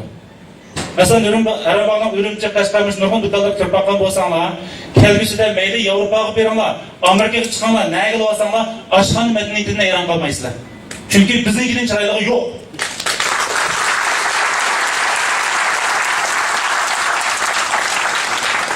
Demek biz şu kichikgina olgan, nurg'unlagan, minglagan şu arxil kasblarning ichida kichikgina olgan taomdan iborat shu bir kasbda bizning Arambog'dagi necha minglagan xizmatchilar, undan boshqa shu kasbda shug'ullanayotgan necha 10 ming, necha 100 ming qarindoshlarimiz jaboliq tirishish orqali, to'xtamay izlanish orqali butun dunyoviy ilg'or saviyadagi eng go'zal, eng chiroyli muhit, eng yaxshi tomoq, eng yaxshi mulozimatlari bilan dunyoviy bir ilg'or bir mahsulotni yaratdi. Ilg'or bir markani yaratdi. Hech kim bu boshqa narsamizni ko'rsatmasakmi, boshqa madaniyatimizni tunishtira olmasakmi, o'zimizni qo'rqmay tunishtira oladigan bir so'rin hozirladi. Nurg'unlar chetdan me'morlar kelsa uylarga boshlay olmaydi. Hozir binolarda uylar shunda oddiy ham kichik qo'y, shunda tor. Qo'rqmay shunda taom so'rinlarga boshlay oladi. Bunun ba'zilardan lo'qalarda bu Uyg'urlar tomoq amroq deb o'ylab qoldi. Tomoq amroq emas, bundan boshqa ko'rsatadigan hech qanday yerimiz yo'q. Boshlaydigan hech qanday yerimiz yo'q. Bizning bor texnikimiz, bizning zavodimiz, bizning shirkatimiz, bizning bog'chimiz. Nega ko'rsatmaymiz? Hech narsa ko'rsatmaymiz. Ko'rsatadigan birdan bir so'rinimiz shu taom so'rini bo'lg'achqa, shunlashqa shunda bo'lib qoldik hozir. Meningcha har soha, har kasbda cho'qim mushunda tam medeniyetimizni taraq qiladigan o'xshash, o'zimizning kasbini cho'qim taraq qildirishimiz kerak. Taraq qildirish uchun bunu tez surat taraq qildirish uchun faqat birdan-bir yo'l bor. Nima yo'l degan chaqda faqat shu birdan-bir yo'l hamkorlashish kerak.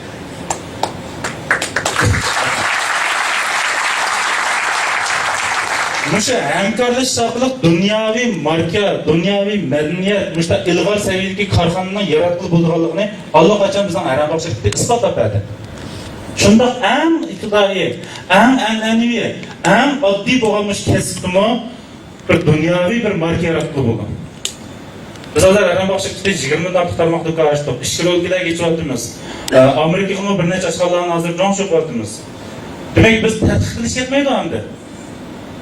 Tadqiq qilmaymiz. Biz hozir bar madaniyatimizni, bar binokorlik, bar tomoqlarimizni, bar mulozimimizni shu bitim ko'chirib chiqib qo'ysak, Amerikadami, Yevropadami hamma yerda ilk xalqning bunday qilib ikkinchi o'rinda turib qolgan emas, birinchi o'rinda turgan madaniyat yaratayveramiz. Lekin nurg'un sohalar unday emas. Bizda mashinasozlik, elektron, fan texnika, yumshoq detaldan eg'izlashmaydi.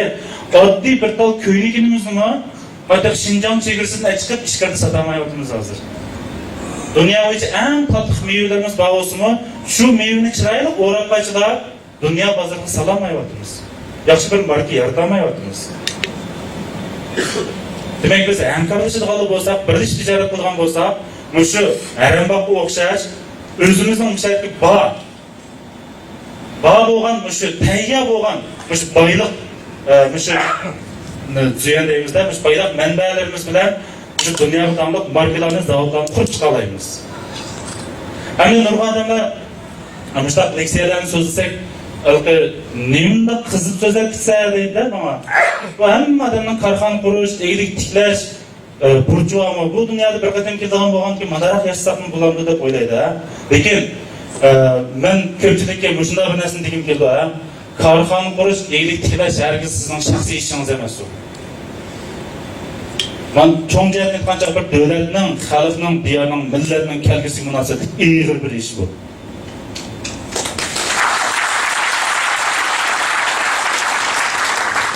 Nima uchun shunday zo'r darajada ig'ir bo'ldi desamlar, men sizlarga bir kichikkin misol qilib beray.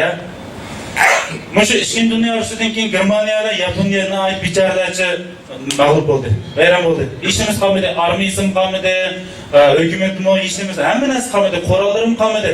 Hozirgacha Germaniya armiyasi yoki Yaponiyaning davlat armiyasi yo'q. Yo'q hozirgacha. Ya atom bombasi hech nimasi yo'q. Lekin bicharalarcha bayram bo'lgan, hech nimasi qolmagan, urushda eng ziyon tortgan o'sha ikki davlat qisqagina 30 yilning ichida, 20-30 yilning ichida dunyodagi ikkinchi, uchinchi o'rinda turgan eng iqtisodiy, kuchli, qudratli bir davlatga aylandi. Bu 20-30 yilning ichida ya ularning bir nemisining tayini olmasa, shundaymi? Ya armiyasi ya hukumati ishi. Hukumatning tayini yo'q. Hammasi hukumatga bog'liqmi desak, Yaponiya hukumatining o'zini ko'rsatib, deyishida doim bir-birida urushayotgan, mushtlashayotgan, shunda tayini yo'q hukumatlarning. Germaniyadagi burungi boshliqlarning har xil sistemdan bir chiqib qolgan. Bu hukumat bilan bog'liq ish emas. Bir davlatning qudratli davlatga aylanishi, bu Germaniya, Yaponiya bizga po'latdek bir pokni ta'minlab berdi. Cho'qim shu davlatda, shu xalqda, shu millatda ilg'or korxonalar kollektivi bog'liq kelish kerak. Germaniyani, Yaponiyani shu qudratli qilgan narsa korxona boshqa hech nima emas.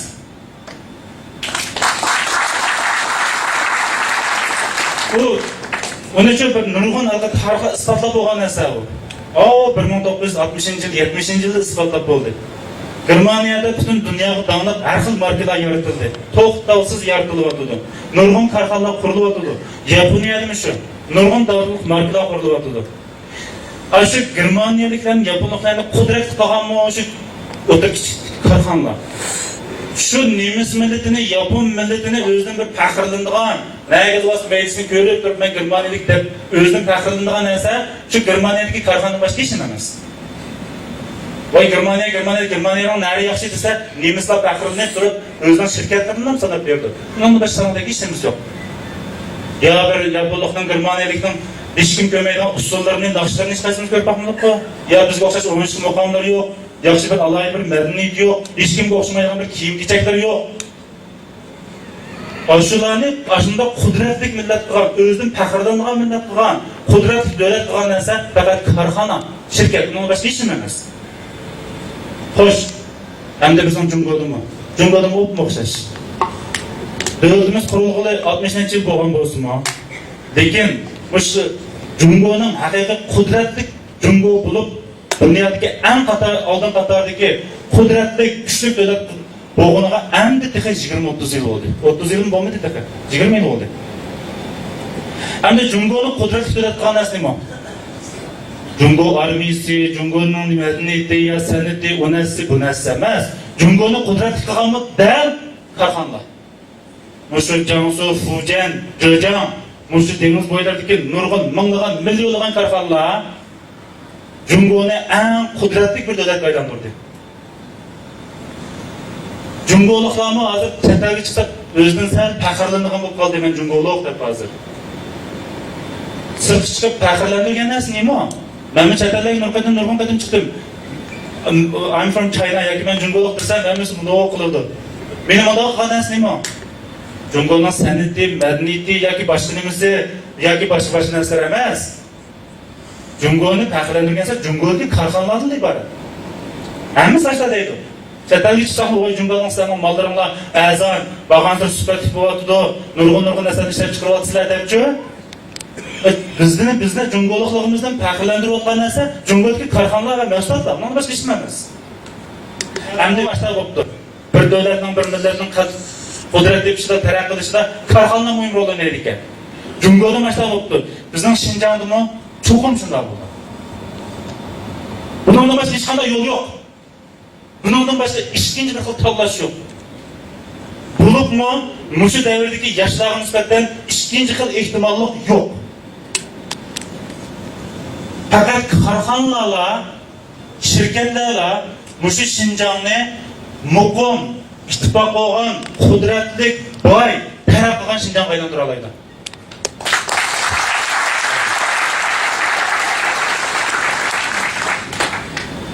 Endi bu nuqtani men bir yerda birisidan talashdan chiqib qolmadim, lekin men 100% ashta o'ylayman. Chunki dunyoda mashta bo'ldi, Jungoda mashta bo'ldi, Xinjiangda muqim mashta bo'ldi. Endi mushu davrdagi yoshlarni hozir hammasidan so'raydigan bo'lsak, suyamsiz, voy dahshat suyman, davlatni suyman, xalqni suyman, millatni suyman deb ashta so'rovlarda jo'zlarni urib, o'zining millatidan faxrlanganligini ash og'zidan ko'pib so'zlab tutdim. Shundaqmi? Hammasi o'zining millatini suydi, o'zining oilasini suydi, kelgusi avlodlar uchun boshqa turdi. Xo'sh, endi siz nimaning muhimligini bilib oldingiz. Shundaqmi? Millatni suyish uchun nima qilish kerak? Xalqni suyish uchun nima qilish kerak? Davlatni suyish uchun nima qilish kerak? O'zimiz uchun, o'zimizning kelgusi uchun, avlodlarimizning taraqqiyoti uchun nima qilishimiz kerak? Nima eng muhim? Qanday qilishimiz kerak? Abay Abduqodirxon degandek oqish qilib, buni qilib, ma'muriy operatlarga tiqib qo'yish kerakmi? Ma'muriy operatlar mana korxonachilarning beji orqali jam boqadi. Bizning aylanmoq shirkatimiz necha million, necha 10 million bosh to'laymiz edi. Hamma korxonachilar bosh to'laydi. O'ylab qo'yganlar bizning Qur'on keramdimi? Og'anni yaxshi ko'ramsa, baganni yaxshi ko'rdi, shunami? Biz oldigan emas, berdigan bo'lishimiz kerak. Eng muhimi, hammadan muhim bo'lgan narsa biz o'zimizni suyamiz, xalqimizni, davlatimizni suyamiz. Eng muhimi avlodlarimiz uchun boshqa turamiz. Avlodlarimiz uchun boshqa turmaydigan bir odam yo'q. Chunki hammadan qarsak, pul topsak nima ish qilamiz? Bir to'yni ikki to'y qilamiz. Bir qavatni ikki qavat qilamiz. Shunami? Ko'pincha odam pul topsak, zimin setib olamiz. O ziminni kimga setib olamiz? Agar avlodlarimizga ko'ngil bo'lmasak, hech kim o'zi setib olmaydi. Ya ichib o'ynab kiyib bitaverdi.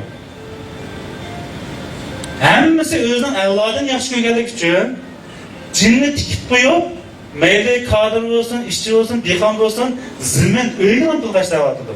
Demak, bizning qo'mirimizda, qinimizda avlodlarimiz uchun jinimizni beg'ishlaydigan bir xil ruh bor. Endi bu ruhni cho'qim bir to'g'ri yo'lda o'ylashimiz kerak endi. Endi bu xil ruhni cho'qim Qurban berish ruhiga aylantirishimiz kerak. Qurban berish ruhi degan nima? Qurban berish ruhi deganimiz ma'lum bir ideya uchun, o'zimiz yaxshi ko'radigan bir ish uchun o'zimizni qurbon qilish yoki o'zimizning atrofidagi urug' tuqqanlarimiz, bolalarimizning ma'lum bir qurbon berish ruhini yetildirish degan gap bu. Bunda aytgan chog'da qisqalam desam, bunda oddiylam desam, bir masalan hammaylar o'zimizning farzandlarimizni, oilamiz uchun shunchalik boshqa turamiz hamda.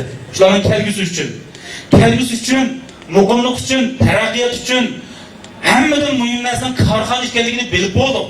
Shirkat qurish ekanligini bilib bo'ldik. Hamkorlash ekanligini bilib bo'ldik. Bilib turib, shu ishni qilmaslikning o'zim uchun ajoyib bir xil mas'uliyatsizlik ish bu. Biz bildik.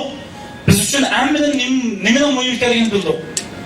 Biz uchun emas, kelgusimiz uchun, avlodlarimiz uchun nimaning muhim ekanligini bilib bo'ldik. Faqat korxona, shirkatlar butun davlatning qudratini qo'zg'aydi. Millatning qudratini qo'zg'aydi. Mangulik muqimlikni ishga oshira oladi. Faqat korxonalar ishni qila oladi. Endi biz hammaylanda bu shunday bir qurbon berish ruhi endi asosda uyg'onib olmaydi. Dehqon bo'lsa, deyli. Oliy maktabga kelgan bolalar bo'lsin, yoki ish kutib turgan bolalar bo'lsin. Balam, sen mahallamizdagi, yezimizdagi, falon bo'ngshedagi, yo falon shahardagi, falonchi tanishimiz, og'aynimiz, yo birodarimiz yoki bir tanımaydigan bir so'zin, unda bir shirkat quribdi, zavod quribdi, berib ashuni ishlaymi. Kechish uning bir amal qilib, hukumatning temir daftarga tiqma, yo bo'lmasa bir nimadan kichikgina bo'lsin bir arzu so'rab tijorat xizmat deb manimga majburlamay, biz korxonalarni, shirkatlarni qo'llash kerak. Korxona shirkatga bir odamning bo'lmaydi, bir kollektivni, bir sistemini korxona shirkat deymiz. Faqat hamkorlashgan korxonalar ondan haqiqiy korxona shirkat bo'la oladi. Lekin bizning bu yerimiz uchun qo'llash, mush qurbon berish ruhi degan shundoq oz, lekin bak oz. Azdan mana bilsanglar, mush Qashqarda bo'lsin, Xo'janda bo'lsin, to'xtamay noilan cho'ylab berayman. Ancha noiga bosammi? Aşağıda azroq bir ish qilayotganlar odam topolmaydi o'qitadi. Namrat dehqonning uyini bir yarim kelganlar sepirdikan. Kunligiga 300 qo'ydi. O'ylab qo'yinglar, demak bizda ishsizlar hammadanchi, namratlar hammadanchi. Xalqlarga kunligiga 300 qo'y berib, tomlarni soldirdi. Bir gumshiga bir mayzavod qursa ishlaydigan odam topolmaydi. Qani bizdagi ruh. Shunaqmi?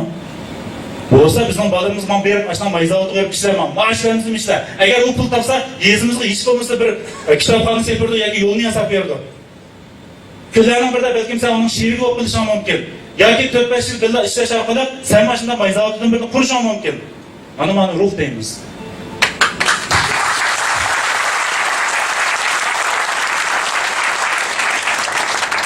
Çoğun muşu bizde hazır hamda nurg'un korxonalar barliq kelyapti hozir.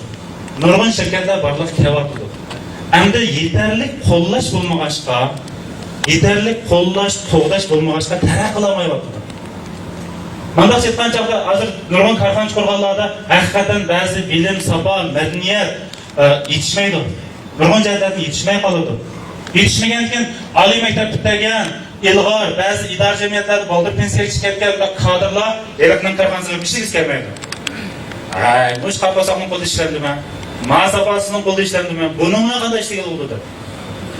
Qurbon berish ruhi degan dal shu. Ko'nglimizga yoqmasimi? Dilimizga yoqmasimi? Kelishamizmi?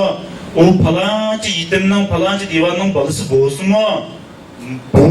Bu qurbon berish ruhi deganni mush jihatda dal isbotlashimiz kerak. Chunki bizning millatimizga, bu Shinjongga, har millat xalqiga qanday zarur bo'lgan narsa korxona. Shu o'qimagan bo'lsa bir korxona quribdi. Shu sizning bilimingiz bilan, safaringiz bilan, aqlingiz bilan uning korxonasi birsi 5, 10 bo'lishi mumkin. Mana bizning Ayranboq shirkati shuni isbot qildi. Men tuzuk o'qimagan, men dasha bitirmagan. Lekin bizning Ayranboq shirkatida Abduqodir Jaloliddin, Yalqin Ro'zbek, nurg'un dongli olim yozuvchilar bor. Neçe borcu var, neçe 10 yenge uşam, neçe 100 bunkaşam var bizim mektep, bizim Ayranboq şirketinde. Ayranboqning muşta güllep yaşaşı, herkes men bir adamning taraqqiyoti emas. Aşınçı ola bilimlik, safalık, ziyolilik qo'shiniga ega bo'lgandan keyin mana mushu holatga keldik. Demak, har qanday kichik korxonalarda umid bor. Çünkü bizi karxanalar pek az. İşgal ülkelerde 6 adamga bir karxana to'g'ri keldi. 6 adamdan birisi karxana. Bizning bu yerda 6000 odamga birisi to'g'ri kelmaydi. Bizda nurg'un ehtiyoj bor hozir. Mishaldan hamma bir ton mixni chiqaramaymiz bu. Ve yavaşlar işletilgan çiğdemden bir yılda akşam müş Qashqarlar 100 milyon yerlik işletilgandı. Bunun hemisi işlerden keldi. Lekin onun çıkıvatkan tümörleri müş Qashqarning o'zida chiqyapti hozir. Qashqarda tümör chiqargan zavodlar var. Onu işlerga olib kirdi. Undan keyin mix qildi, uni qildi, buni qildi, akilib bizga setyapti. Demek bizde nurg'un fursatlar bor. Aşında fırsatlarning ichiga ma'lum bir turlarini tanlab, bir sülyo to'shay zavodi kursimi ish topamayotgan hozircha. Boshqaruvchini faqat topamaydi. Biz Arabaq o'tgan shirkatni qurdik Abduqodir Jaloliddin bilan. Maxsus kasbiy jihatga boshqaruvchilarni tarbiyalaydigan qildik. Nurg'un korxonachilar bizning elimizga keldi. Korxonaning o'zining shirkati bor, zavodi bor. Bizga bir boshqaruvchi tarbiyalab bergan bo'lsangiz, qancha pul desangiz bersak bo'ladi dedi. Demek bizning shu diyorimizda korxonalarni qurilyapti. Hamma demek zarur bo'lyapti. Mush korxonalarga o'zini berishlaydigan, korxonalardan tam taraqqiy qilishni orzu qiladigan, korxonalardan hamkorlashadigan ixtisosliklar, saboqliklar, ziyolilar qo'shini kim bo'lyapti hozir? Yani bu Udvoyaning suvi yo'q, Suvoyaning o'di degandek, jip kuchurlar bilan yoki jip o'qimagan nurg'un korxonachilarning yanida o'qigan bolalar yo'q. O'qigan bolalarning yanida pul yo'q. Shunaqmi? Pul bolalarning yanida bunda yaxshi pul yo'q. Bunda sistemini, boshqarishni, bunda apparatni, korxona madaniyatini tushunadigan odamlarimizning hammasi hukumat o'rinlariga yig'ilib qolgan. Degandek biz korxona bo'lsa maktab bitirgan Yanjoston yo Bangoston akabdan korxonasini tashlab berolmaydi. Chunki u mush bir korxona madaniyatini tushunmaydi. Boshqarishning nima ekanligini bilmaydi. Tuzumning qanaqligini bilmaydi. Odam boshqarishni bilmaydi. Uni bilganlarimiz nada? Mush nurg'unligan maktab, idoralar hamma yerda bor.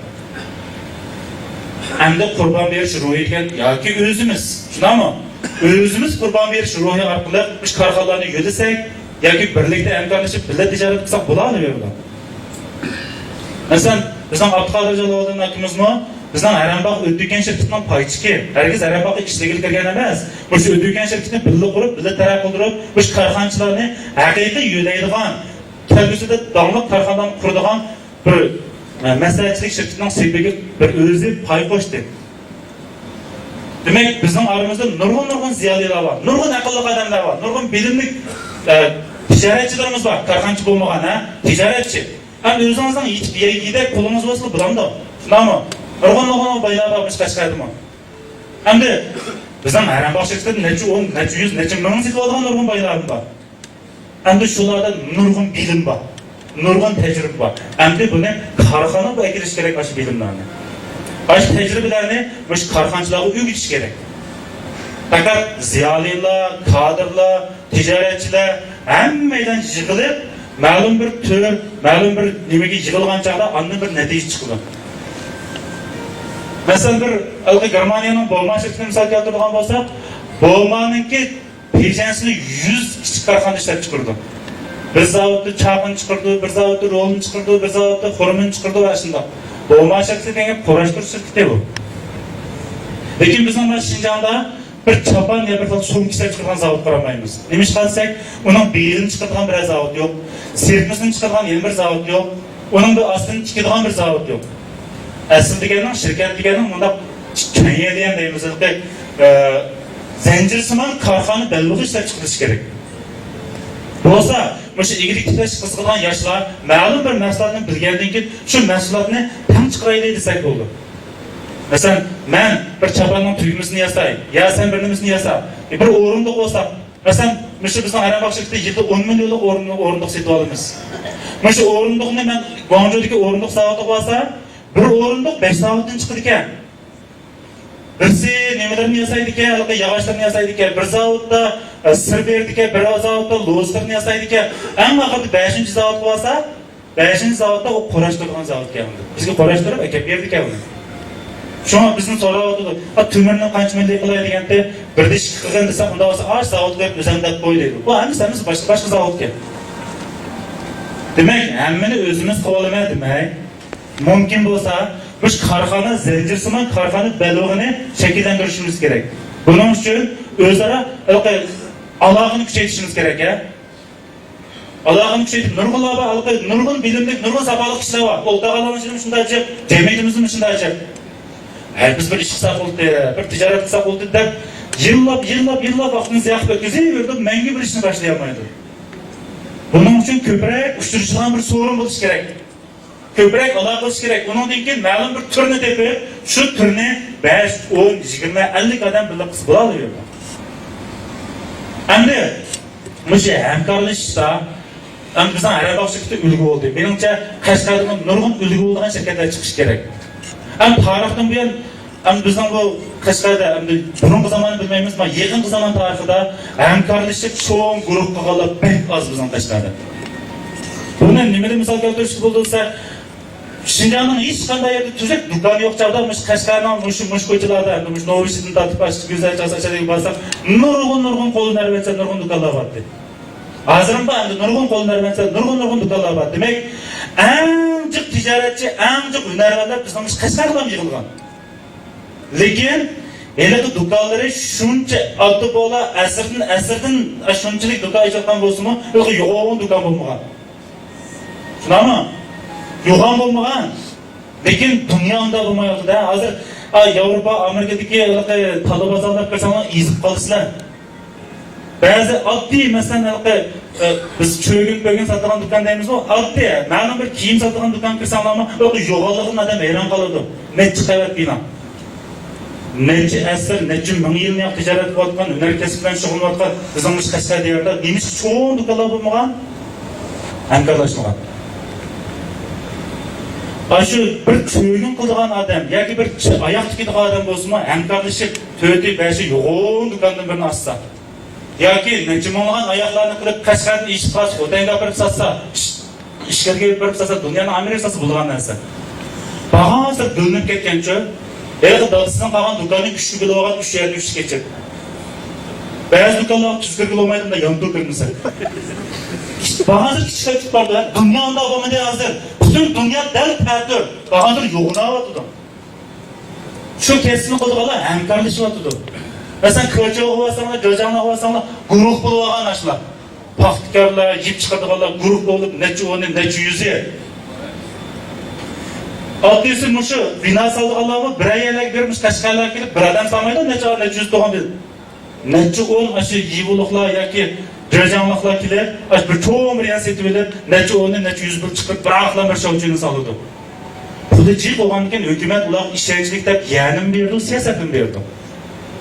Mesela bizim Arap şirketi misal keltirsak, o'sha kayfiyatini yeyolamiz, uni qilamiz, buni qilamiz deb bir monch planlarni aytdik. Aytsak, bizga degan necha 10 million mablag' solgan zavodlarni, ishxona binolarini hammasini 2 yil bekali 5 yilgacha bajarmaydigan, kelarki 5 yilda yerim bajaradigan, nurg'un siyosatlarimiz, nurg'un narsalarni beradigan va'da qildi. Agar Arap shirkati bo'lmay, yolg'iz bir odam bo'lgan bo'lsa, men bağımsın, ben müşteri teşkilmezsem, ben şunu kılaydı bana. Bana aslında hükümet neçe 10 milyon, 100 milyon öde sahanesi bana bir kahve veren de, herkes bana bir kahve vermeydi. Ulan her bak şirketi giberdi. Türkiye her bakını ulan biliyordu. Şinjan'ın en bir yerde dükkanlarına bakıyor, mançının hizmetçilerine bakıyor. Biz malağın bilen tuzduk. Eğer kayfacı zavodlar basak 2 milyondan 5 milyonluk adam uğurlaştırırız. Bütün odrasiyağı satımız. Tabi özümüzden pilardan ekesek şunda hoşu ketdi ular. Voy biz sizlerle karxanızda büyügentdi o. Sizlerge muğurgan mesela üsümsüz pul verimiz. Masif koygan zavod, işxan binalardan hemmisine aksız işildiğini verimiz 5 yılgıca.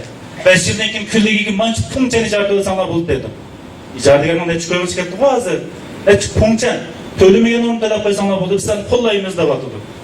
Ulanın kollavatını bir adam emese bir kollektifini kollavatıdı. Demek ki ayrımızda mı? Hiç kim kollamaydı demez. Ne adam pakşaydı. O yerden bir yerden gelgen kollaydı. Bizim kollaydı. Kanda kısa kollaydı. Hemkarlarsa kollaydı.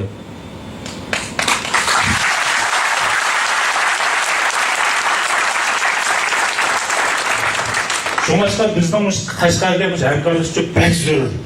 Hem bizim tarihi sebepler tüpeyildim, dadımızdan, boğumuzdan kalkan öyüne 4'ge 5'ge bölüp 5 taraftan iş geçirilip hem de mesela kıvağa yerlerimiz çık. Hem de onda kısak olmaydı. Hem bolsa karxanalarımızı, bizden kalan baylıklarını, hem nurgun adamlarda nurgun baylıklar hazır. Neçe 100 milyon, milyar pulu var adamlar bekçek bizden bu taşlardıma.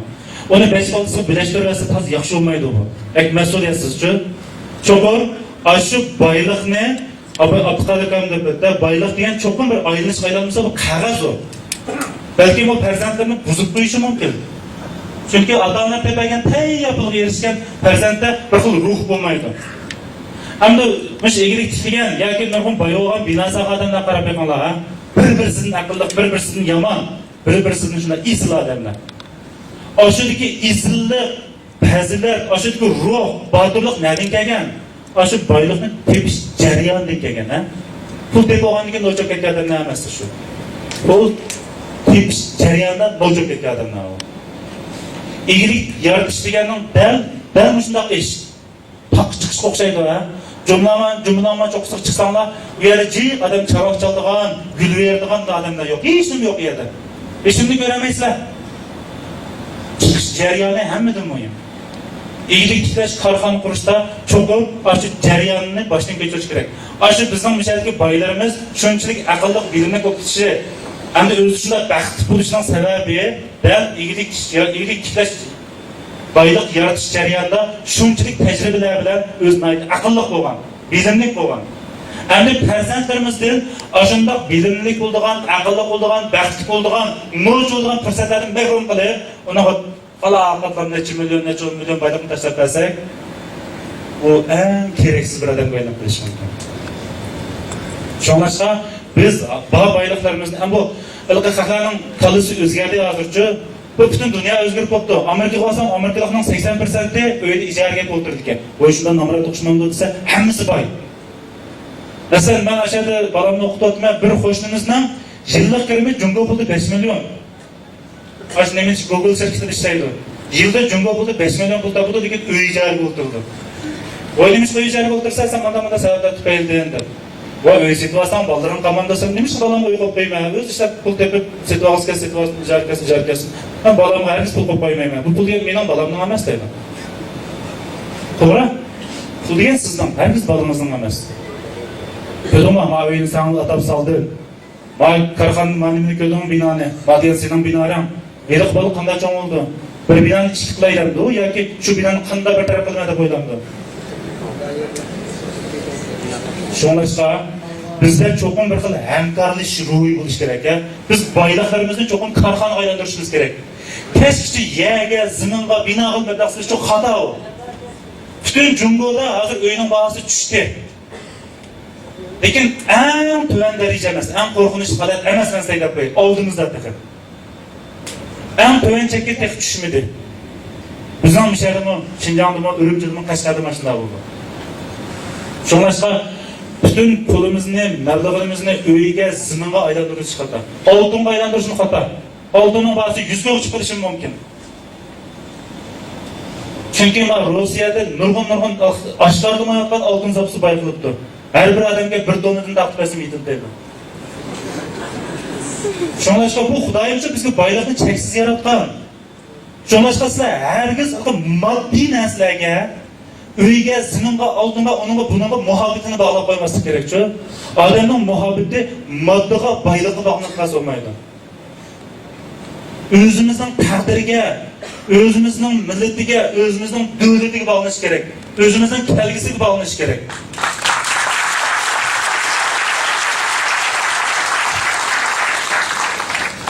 Şunu arzu qildim, endi bizning mushu yemek-ichmak nima karxonasi bizning bizlarning aramizda oshxona ichib qolganlar bordi.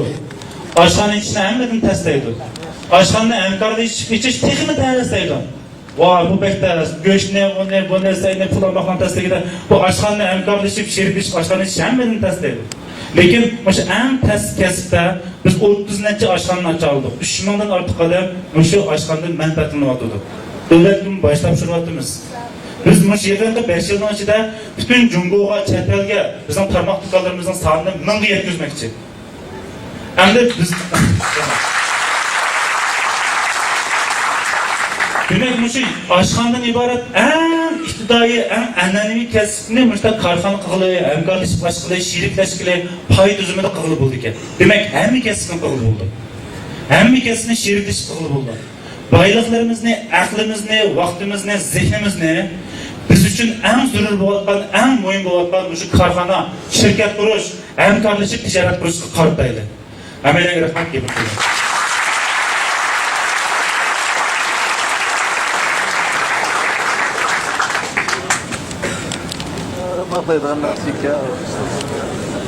Ahırda